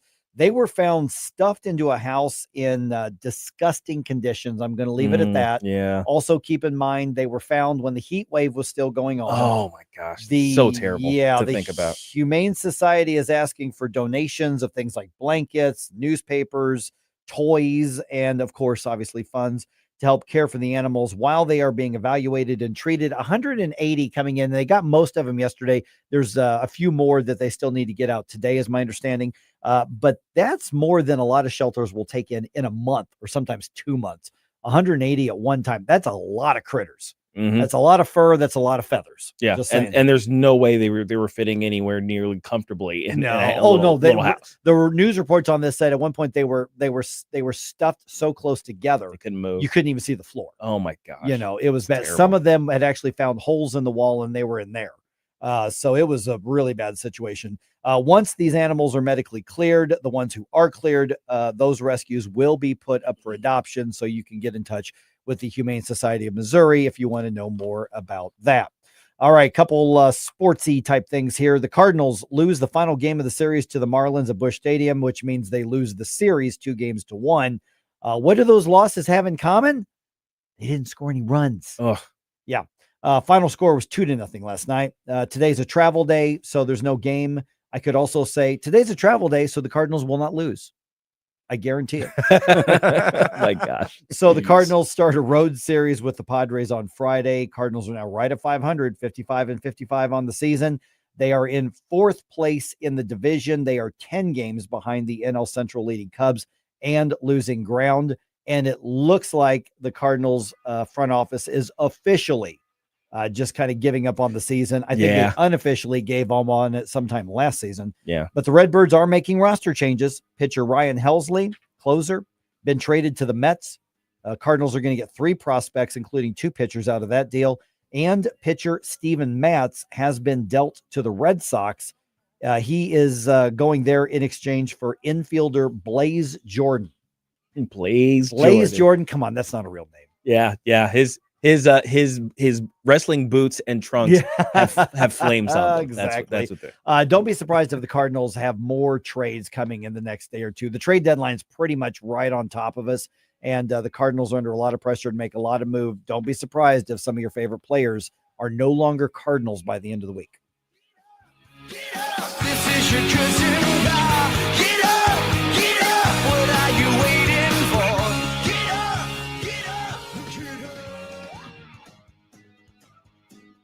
Mike Ferguson in the morning. Someone in that control room is out of control. On News Talk STL.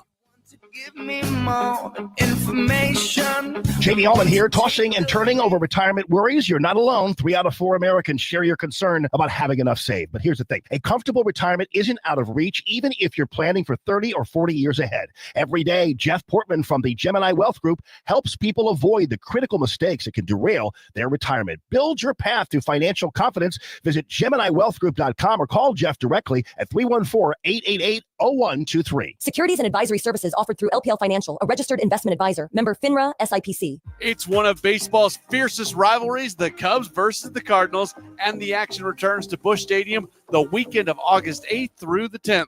Feel the heat, the history, and the excitement as these 2 legendary teams battle it out under the summer lights.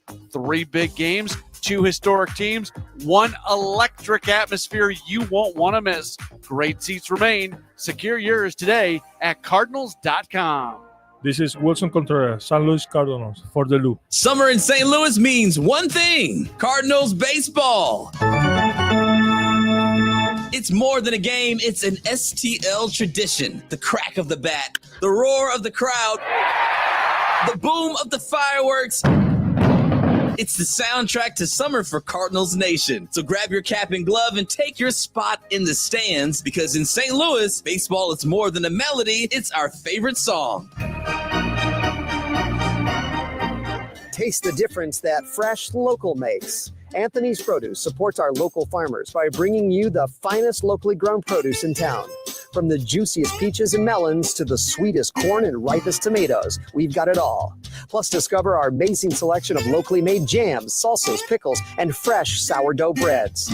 Open 7 days a week, Monday through Saturday, 7 to 6:30, and Sundays, 8 to 5. 701 Jungerman Road in St. Peters, or visit anthonysproduce.com. Hey, it's First Alert Chief Meteorologist Steve Templeton from Channel 4, and we are proud to be the official weather source for News Talk STL. Just like you've grown to expect from us at Channel 4, you can expect the same accurate, detailed, and timely weather coverage from News Talk STL. The First Alert weather team will keep you ahead of the big weather changes. And the one thing you can count on in St. Louis, the weather is constantly changing. So Channel 4 and News Talk STL are committed to keeping you up to date and safe. 101.9 and 94.1 News Talk STL, live and local. Listen to what those local folks are telling you. News Talk STL.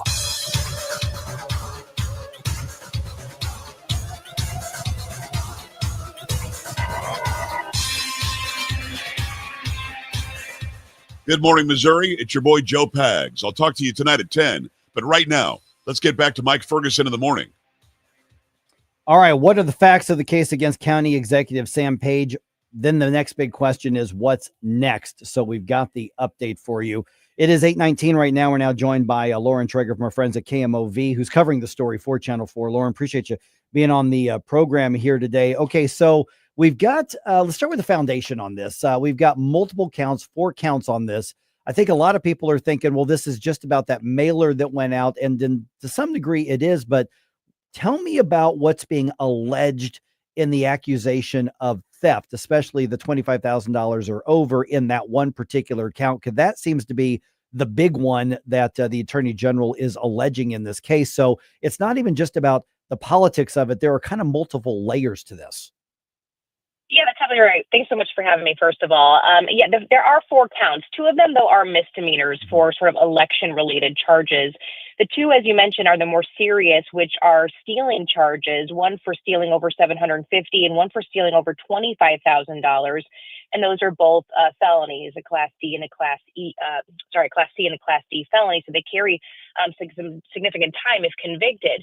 Now, the issue here, essentially what we have learned from the search warrant, the indictment itself does not have a whole lot of information, but the search warrant in which they were able to seize the county executive's cell phone sort of outlines some of the evidence that they are claiming in this, which is essentially that the county and vis-a-vis County Executive Sam Page used county dollars to both print and mail that mailer. And there's some allegations in there that they even reduced the number of addresses they were going to send the mailer to, so that the printing cost would be under $5,000, so they would not have to seek a bid through the normal procurement process in the county. The $25,000, we believe, gets into the postage that was paid, and the search warrant also alleges that they used the St. Louis County postage machine as opposed to the printer's postage. The printer was offering a lower amount on, per stamp to send this out, but they used the county's postage machine, which is a higher amount. Again, to sort of circumvent procurement process is what this search warrant alleges.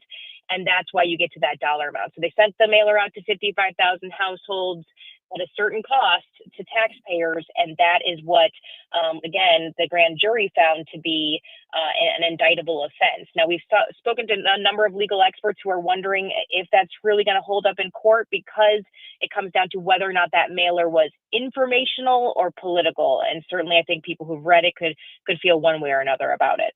Good morning, Lauren. Gabe Phifer here. So any word on a response from Page himself or maybe his lawyer or a spokesperson or anything? Sure. I would think we first broke news on Monday of this investigation and that there were subpoenas and possibly a search warrant. And I would say that the county executive's office has been uncharacteristically quiet on this. We have not heard back at all from his spokesperson, who is actually named in the search warrant as well. We have heard, though, from the county executive's attorney, Jeff Jensen, who's a former U.S. attorney. He said that they adamantly and vehemently deny the charges and that they are looking forward to their day in court. They do not believe there was a violation of the law. The county executive said that on Tuesday at a county council meeting as well, that he does not believe anyone did anything wrong. Okay, I want to follow up with that mention, of the search warrant and his phone being collected by Missouri State Highway Patrol investigators. Do we know of anybody else maybe connected to Sam Page who's also being investigated or could be affected by search warrants? Or from what we know, is it just specifically for Sam Page? Because, I mean, messages or text or emails, it's got to go two ways. Somebody else is going to be involved. Is there anybody else that appears to be maybe be subject to a search in a continuing investigation? Sure. I mean, I think the search warrant definitely outlines that the county's chief communications officer had been interviewed by investigators and had provided his own side of the text messages. And then the search warrant says that they were not given in their first request any of Sam Page's text messages. And that may have been the reason legal experts say why they took it that next step to actually get a search warrant. I mean, legal experts tell me to actually seize someone's phone is a very high legal threshold. And so to have met that certainly is a different standard than just say, hey, produce these documents for us. The search warrant does mention by name both that spokesperson as well as another county employee, but that is unclear at this point if anyone else is being investigated or looked at. Certainly, when it comes to an elected official, you could argue the buck stops there. It's whether or not he directed those other officials to do that work. The search warrant outlines the interview with the spokesperson who says, yes, I was doing these edits at the approval of the county executive. We did talk to some county council members, though, yesterday who said, at least from an employment standpoint, perhaps there needs to be some type of internal investigation or some other review as to what other employees may have been involved here. But again, this is just the very beginning of what will likely be a legal battle of some kind, as the county executive says they are going to fight the charges. So we have the indictments and we have evidence being collected right now. What's next? Are we going to get some court dates soon, or what do you think? We do have a court date, August 29th, and this is a bit of a different situation than other criminal cases. There will be no warrant, so the county executive will not be arrested or, put in jail for any right now. But this is a summons, so he has been ordered to appear in court, again, not until the end of next month, though. So what could happen in the meantime, certainly on the other end of the spectrum, which is just, the infighting that we've seen in the county council and what will happen next. Some of the council members were calling, at least for the county executive, to consider resigning. I think another, thing to consider is whether or not there might be some people who are calling for his removal if he does not resign. So I think this is, again, you have both the legal case, which will move forward, as well as whatever might happen in the political sphere. Yeah, you've got the legal part of this, and then you've also got the political part of this, and it's going to be, I think you're right, this is going to be a really, really eventful several weeks on this. So I may bother you, try to get updates as things unfold between now and the 29th. Lauren Trager from KMOV, one of the, you got three of you all are all over this. So nobody's covering this more than you are right now. Well, I appreciate that very much. We're happy to inform your listeners. All right. Thanks, Lauren. We'll talk to you again soon. Thanks, Lauren. Thank you. Take care. All right. 314-912-1019. She's on it. Yeah, she and John Kipper and one of the other reporters, they are taking multiple looks at this, because you've got the policy side, right? Then you got the legal side. So one of the most interesting parts of what she just said, I thought, was to get a warrant for a cell phone, for a personal phone there, that being a higher threshold. That's an important detail. That's an interesting detail on this. And also there's talk of, okay, they didn't get text messages from Sam Page's cell phone. Well, either he didn't produce them or they were deleted or whatever the case is, but that doesn't mean that they didn't exist. Right. As well. So to kind of break down kind of what the accusations are going to be on this, and that is going to be, okay, did he take evasive measures to keep this out of the public eye? Right. It is, when you read the indictment and you read the documents themselves, it appears that's exactly what happened. If we spend more than this amount of money, then we have to put it up for bid. We have to put a public notice, and then we need to make sure we aren't going to do that. If we're going to send this out, they specifically looked for voting records. They wanted the list of voters to send this to, not just to residents. Yeah, they wanted to target it. Right. They wanted to target it to voters. Right. That's not an informational type of concept, right? That's more of a campaign concept. That's let's focus our dollars on where it'll do the most good at the ballot box, right? As opposed to, we're the government, we want to inform our citizens, everyone who's affected by this. Yeah, and then to the point that Lauren was making just a second ago, and that has to do with, okay, but is the messaging informational or is it directly campaign? That's subjective. It is subjective.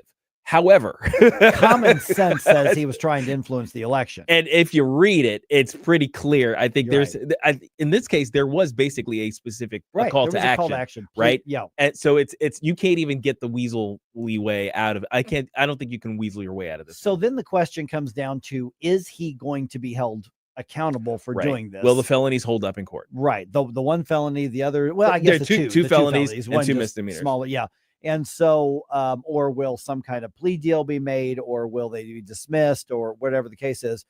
So that all remains to be seen. October 29th is almost a month away. August 29th is almost a month away.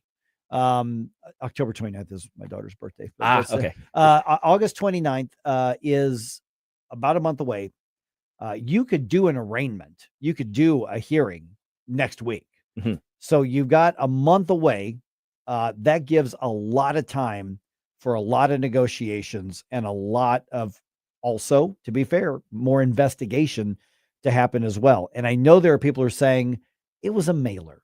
It was an April election in an off year. It's not that big a deal, guys. This is clearly just a political witch hunt because you guys hate Sam Page. Mountains out of molehills, right? But it's not. No. It's just not. I mean, go back and listen to our discussion with David Stokes about this. If you missed that, that'll be up on the podcast here in a little bit as well.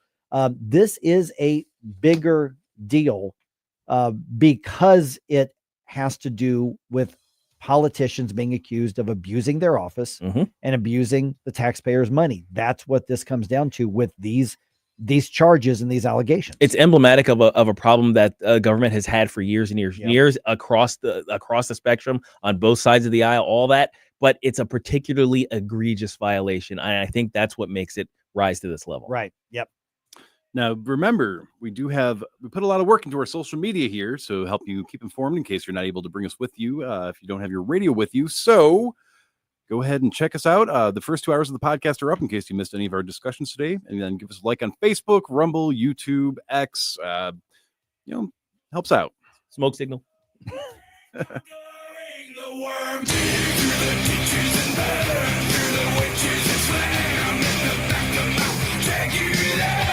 From the Michaels Flooring Outlet Weather Center. The heat wave is over and the weekend forecast looks amazing. But first, today, some stubborn cloud cover, slight chance of a shower. Much cooler, though, with a high this afternoon of only 79. Humidity noticeable, but not terrible. That humidity tumbles quickly tonight into Friday and then mostly sunny tomorrow with that low humidity, 81 for the high. We're going to ride that wave of sunshine, low humidity, and comfy temps all the way through the weekend. From the First Alert 4 Weather Center, I'm meteorologist Matt Shane. Fox News commentary. The woke mob is freaking out over a sexy jeans ad. Here we go again. I'm Tommy Lahren. More next. Sponsored by AxeCap Ventures. America, listen up. Gold prices are breaking records. With inflation raging and central banks hoarding, every American should own gold. And like President Trump said, whoever holds the gold makes the rules. AxeCap Ventures owns one of Nevada's largest undeveloped gold deposits and trades for pennies on the dollar. This could be your way to ride the gold boom. AxeCap trades under GARLF on the OTC. Visit axecapventures.ca today. After years of major clothing retailers going completely woke with their ads and commercials, teen and young adult brand American Eagle wisely chose to go in a different direction, and it's working. That direction features pop culture's hottest symbol of the moment, actress Sydney Sweeney. The commercial and accompanying ad campaign features Sweeney in American Eagle jeans with the slogan, "Sydney Sweeney has good jeans." It's obviously a play on the product and her natural beauty. It's hot, alluring, and harmless. Well, unless you're part of the ridiculous woke mob, then you're one of the folks who labeled it a Nazi ad or felt the term good genes referred to eugenics or white-only traits. This assessment is, of course, totally asinine. Only a stick in the mud looking to be offended would take any issue with the ad and take its message as anything other than a sexy ad featuring a popular young actress. Get a grip. I'm Tommy Lahren, and you can watch my show, Tommy Lahren is Fearless, at Outkick.com. The Herzog Foundation is the vision of its founder, Stanley Herzog, and it exists to promote quality Christ-centered K-12 education nationwide. Hi, this is Chris Stegall with the Herzog Foundation. We offer a wide variety of resources relevant to today's families, including a free online publication called The Lion. The lion is one of God's most majestic creatures, symbolizing strength and courage. Named for its attributes, the Lion publication carries articles covering a wide range of topics facing American families and culture, especially related to the education of children. The Lion can be found online at readlion.com. That's READ lion.com. Sign up for The Lion at readlion.com and find dozens of must-read articles published every day. Visit readlion.com and subscribe for the weekly and daily digests so you never miss an article. Readlion.com. That's readlion.com. Hi, this is St. Louis County Councilman Mark Harder reminding you to check out my new show this weekend. The St. Louis County Insider with Councilman Mark Harder. That's me. Every Sunday evening at 5, we will explore with you behind-the-scenes stories and information that you won't hear anywhere else. Plus, we talk to decision makers and influencers that have impact on what's going on in St. Louis County and beyond. The St. Louis County Insider with Councilman Mark Harder. I'll talk to you Sunday night at 5, only on News Talk STL. So many ways to listen to News Talk STL. Enable our Alexa skill. Hello. Hey, Alexa. Yes, I'm listening. Play News Talk STL. Welcome to News Talk STL, conservative talk radio for St. Louis.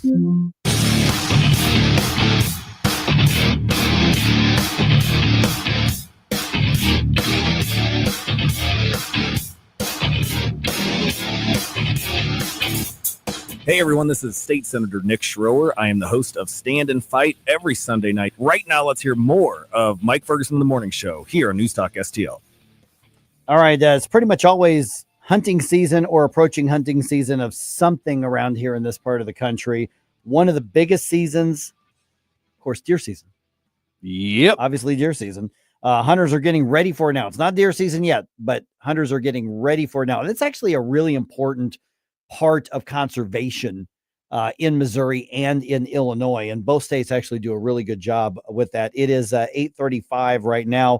Right now, joined by our friend Jason Eisenbath from Whistlepig Outdoors. You hear me talk about them pretty regularly here on the station up in Troy as well. Jason, appreciate you being on the program here. So I need to decompress from all of this, like the heavy news that we've got here. A lot of people looking forward to deer hunting season. Now that's not coming up for, a few more weeks or so, but if you're a hunter or you want to start, you got to start prepping now. There are guys and gals, to be fair, who are setting up for this now. What are the things that they need to be doing to prepare for a successful hunting season?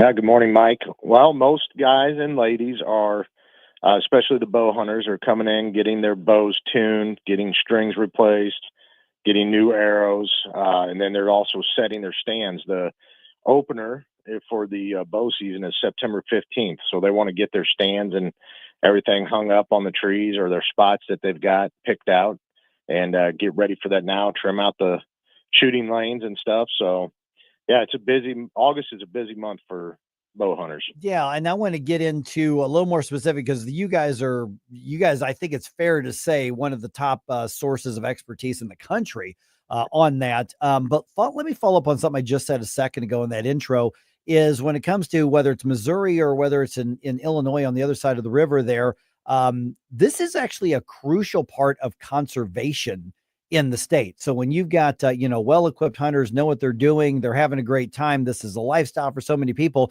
There's actually an really important benefit for nature and for our region when a well-run hunting season happens, right? That's correct. Yeah. The harvest of animals keeps the populations in check, keeps the deer, gives them more food when the populations aren't as dense. They are more free of disease. When you get a bunch of deer in one location, they're getting more disease. And also it feeds a lot of people, not only people, the hunters, but a lot of hunters donate the meat to share the harvest and that aren't so lucky. So yeah, it plays a big role in it and conservation as a whole. Okay. So, I'm sorry. Go ahead. Yeah. Well, I was just going to add that even if the guys that aren't hunting, if you're buying a backpack at a store, if you're buying ammo for your gun just to target shoot, there's conservation tax dollars there that everybody contributes. And that's what funds a big portion of the Missouri Conservation Department. is the hunters that buy the equipment, buy the tags. They are the ones that are driving the conservation. So without the hunters, we wouldn't have conservation. Yeah, that's what I think is fascinating. A lot of people don't know this. I don't mean to stereotype, Jason, but a lot of the city folks do not know that the Department of Conservation is truly one of the rare ones where user fees take care of it. Hunters and fishermen and fisherwomen, they're the ones who actually pay for the conservation in the state. That is correct. Yes. Yeah. Not to leave out the fishing people out there. Yeah, which you can hook them up as well. But let me follow, because the bow season, the archery season starts first. You all specialize in this. You were talking in such depth and such passion on this. If somebody's just starting off, I mean, I guess they can go on Amazon and buy something if they want, but even if they do that lower quality thing, you can help them with that. But the reality is that if they want an expert piece of archery equipment, they really need to come up and visit you guys, because, you know, you and your team there, man, they know this like very few people do around the region. Jay, our bow tech, is very good and knowledgeable at what he does. He can set any bow up. He can fix an issue that you're having.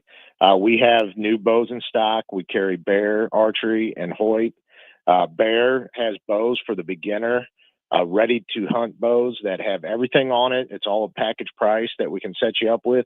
We have youth bows, left-handed bows. We can pretty much take care of anybody. And we may not, we're not experts like the end-all say-all, but we are very knowledgeable. And especially Jay, our bow tech, is very knowledgeable at setting bows up. And we can help anybody. Bring your bow in that you've been shooting for the last 5 years, and we'll get it set up and ready to go for this fall. Yeah, because is this something that's because all the hunting I've done has always been a firearm season. I've not been archery hunting ever before. But you're talking about customizing it to the person. And so if somebody had one as they're a kid, they're going to grow. And if they want to keep the same one, you can actually adjust that, right? That is correct. Bows are adjustable. Everybody, different draw length depending on how long your arms are, different draw weights depending on how strong you are. It's fully adjustable. The bows are fully adjustable, and they are particular to each person. Okay, so when you go hunting, obviously you want the right gear, you want the right clothes, camo, and then obviously in some seasons you got to have the bright orange stuff and all that kind of thing. Why not just go online or go to Walmart or someplace and just get the cheapest stuff you can find? I mean, it's all the same, right? Yeah. Well, you can definitely go to Walmart and get the cheapest stuff, and I don't disagree with that. I used to do that with my kids when they're little, because you're buying stuff every year. But if you're a guy that is out in the field a lot and you're out in the weather a lot, you want to get the best gear possible. Yes, you're going to pay the extra money for it. Buy once, cry once, but that stuff will last you a long, long time. I've bought cheap gear and I've bought expensive gear, and by far the expensive gear keeps me warmer, keeps me drier, and lasts a lot longer than the cheap gear. Producer Jerome chiming in. We're getting some really good compliments from our audience right now, but they want to know, do you have anything for bow fishing enthusiasts in the store as well? Yes, we do. We carry a full line of bow fishing gear, the arrows, the reels, the actual fully set up bows. That's very popular up here in Troy. As a matter of fact, the first couple weeks of June, these young gentlemen that are hardcore bow fishermen, they cleaned us out, bought every arrow we had, and I think we had 3 or 4 dozen sitting here. So we had to order more, but we're back in stock on those. And yes, we can set up somebody. You can either bring in an old bow for bow fishing that you have, and we'll get it set up for you, or we've got brand new ones sitting here.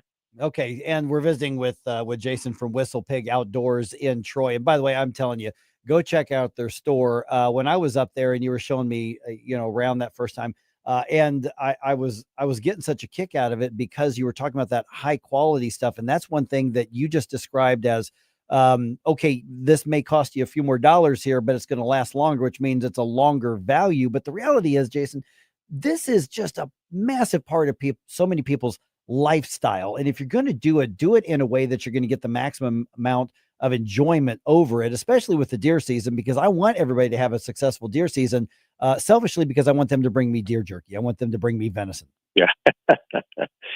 Yeah, definitely. And I'm the same way. If I don't get one, I want my boys to shoot one so we can make deer jerky. But yeah, you want to buy the best gear possible. We carry nothing, no junk. We don't carry cheap stuff. And I know there's some customers that maybe get aggravated with us, but I don't want to sell cheap stuff. I don't want to sell the stuff that Walmart sells. I want to sell good quality product that I've used. And that's one other thing, Mike, that we do here. New products come in. We try to use everything that we sell. Now, it's almost virtually impossible to do everything, but the big portion of it, we try to use everything and try it out ourselves to make sure that we're happy with the quality of the product that we're bringing in and selling to the customer. So we carry all the top brands. As far as deer hunting, we've got First Light coming in. We've got the Hawk, Muddy Stands. We've got for waterfowl. We've got Drake and Banded and First Light as well, and waterfowl, decoys, all the top brands and decoys. So we definitely we don't want to sell inferior quality products. Yeah, and of course, and then obviously the advice, because I think there's a lot of people they want to get back into it, or they want to start, or their kids ready to do it. I'm encouraging people, because I know people drive from 100 miles around to go visit with you all, and I think that a lot of that is they want to pick your brain on this stuff, and so that's why I'd encourage them to check out. And that's a cool little strip there in Troy, anyway, to go visit to do that, but to get advice. So the way to be in touch with you all is what, and how do they get in touch? And again, even if you live in the city, take that half-hour drive up there. It's really worth it. And your store is just so freaking cool anyway. Well, I appreciate that. Yeah. So they can get in touch with us. They can call us, Google us. It's 636-775-1110. You can come visit us. We're at 651 Main Street in Troy, right on Main Street. There's a lot of other small businesses, privately owned businesses, little shops along Main Street here to visit, not just us. The wives can go shopping down at their style of stores, and then the husbands can come in here and shop here. And then you can reach us at whistlepigoutdoors.com. That's our website. Everything that we have in stock in the store is on the website. So you can kind of peruse the website and see if there's something there that you want. And if we don't have it, give us a call. If you're not seeing it on the website or you're not seeing it in the store, ask us, and we'll try to get it for you. Yeah, and this is a family-run business. I will let people know as well. So, you guys aren't a franchise of some conglomerate. This is your family business. This is what you all do. This is what we do. My son, Cole, and I started this back in August of 2023, and it's us. We're here every day, Monday through Saturday. So, yeah, you're talking to the owners when you come walk in the door, and we're happy to meet everybody. I love seeing all the new people coming in. I like talking with the people and talking about their hunts or what they're getting ready to do. So, yeah, this is what we do every day. All right, go get your advice and go get the equipment tweaked and get to do stuff at Whistlepig. So, Jason, Whistlepig Outdoors in Troy, man, thanks so much for the advice. Yeah, thank you, Mike. All right, got some thoughts on that? Get in touch with them, whistlepigoutdoors.com. I'm telling you, it's so much fun. Their store is just really, really cool. Yes, they've got some stuffed animals up there that were the real deal. It's a really cool place to visit. Troy's a lot of fun. So check it out. Definitely worth it. All right, just ahead here. We talked about that concert that says no cameras. Yeah. People were chiming in. That struck a nerve with people. It struck a nerve with me. Yeah. There are like other areas where are there no cameras. Now, Sam Page is going to say, I don't want them in the courtroom. Tough, Sam. They're going to be in the courtroom. Just saying when that happens. But let's follow up on that just ahead here on 1019 94.1 News Talk STL.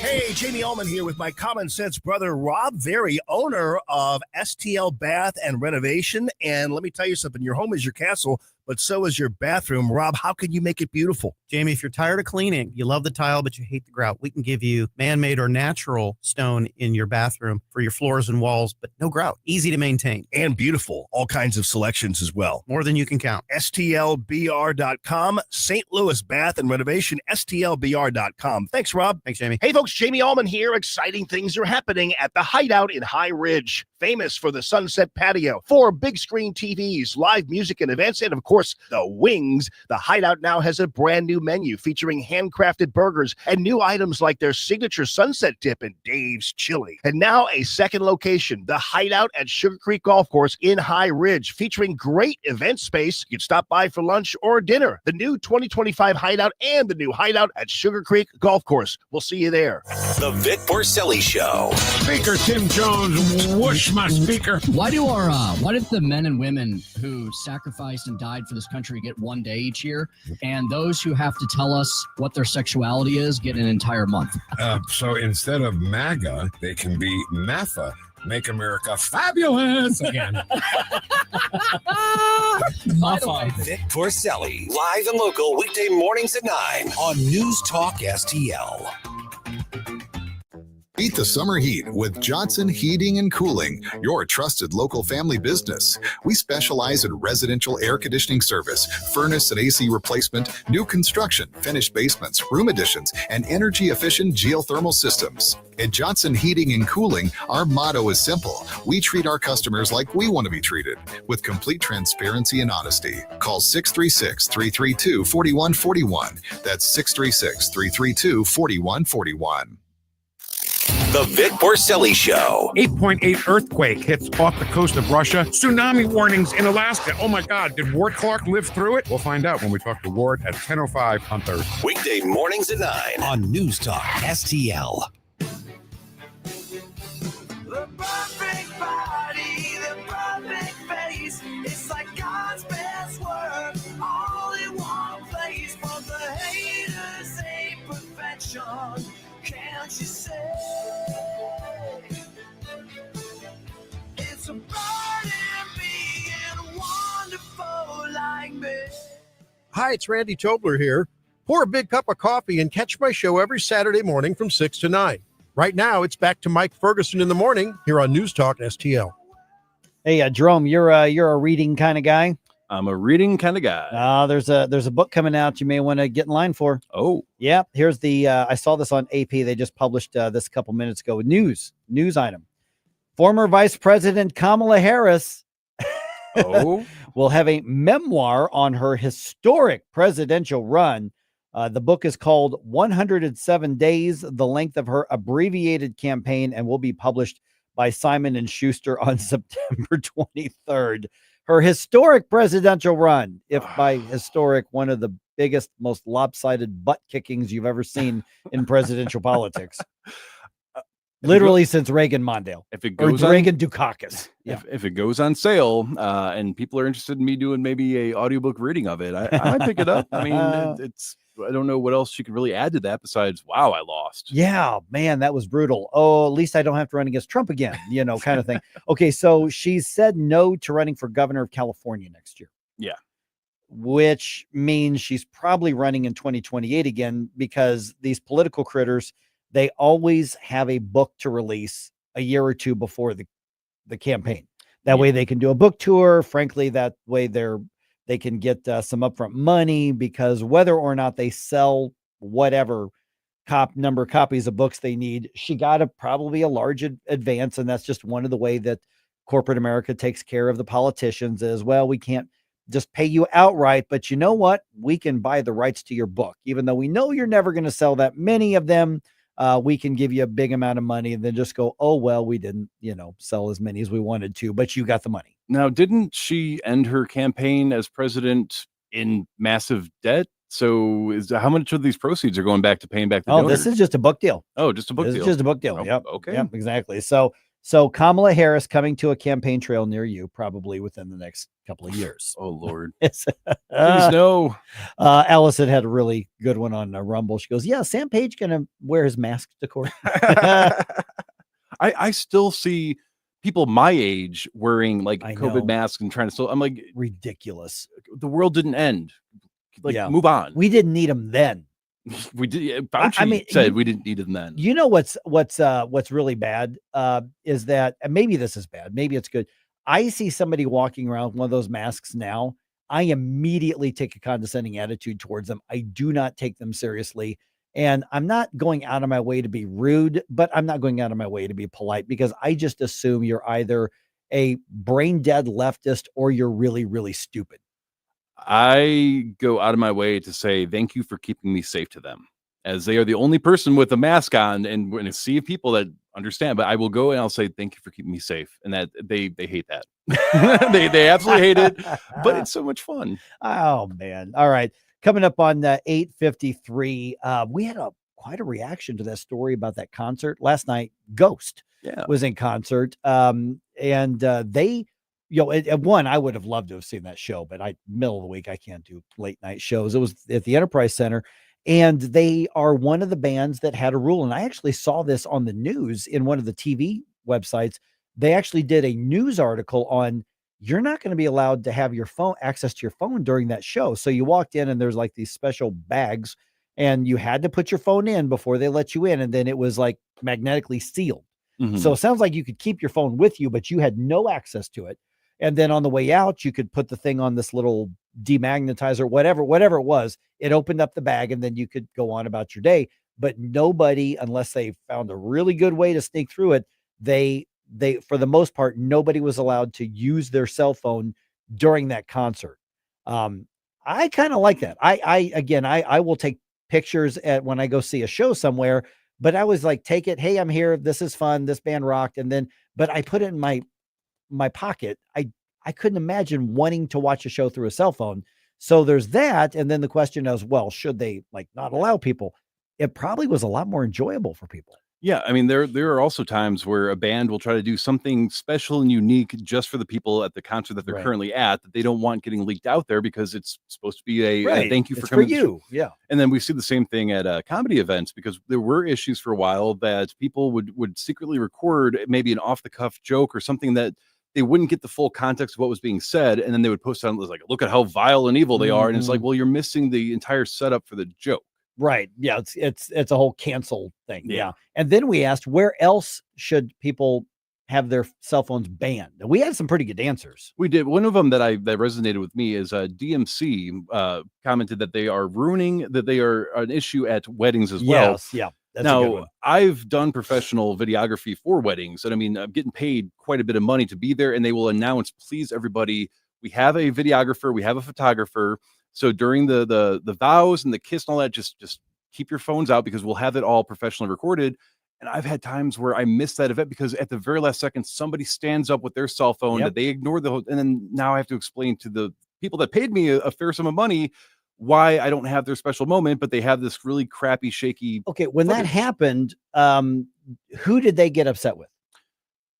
They got more upset with me. Really? And it was part of it is because, again, I think they expect us to be able to account for that. Yeah. Now, there are times where they're understanding and whatever the case may be, and I'm willing to take their cell phone footage and splice it in just so they have something. But it's that idea of, well, you're supposed to be professional. Why did you not have? But you also don't want them roaming around with a camera. Yeah. And we've also had people that have come up and they're, they have kids that will come up and they'll start talking during the vows, and that's getting caught by the microphone.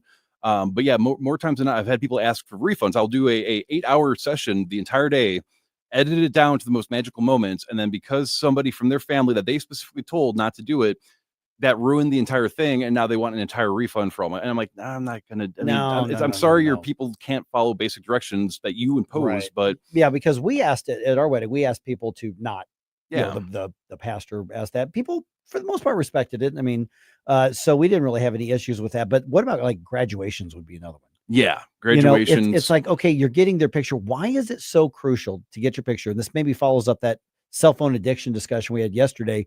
The event is happening. You're not going to look at your cell phone video 2 days from now, much less 10 years from now. Just enjoy the moment and soak it in.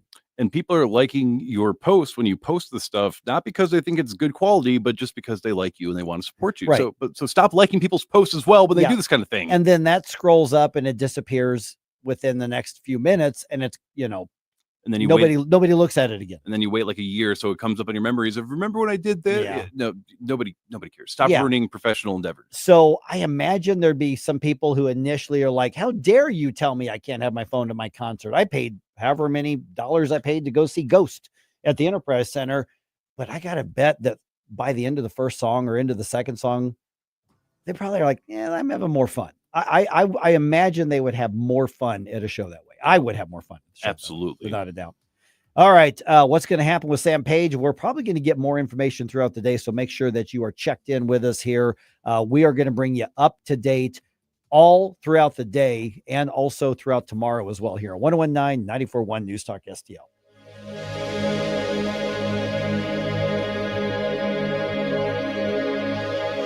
News Talk STL, the Hammond Institute for Free Enterprise.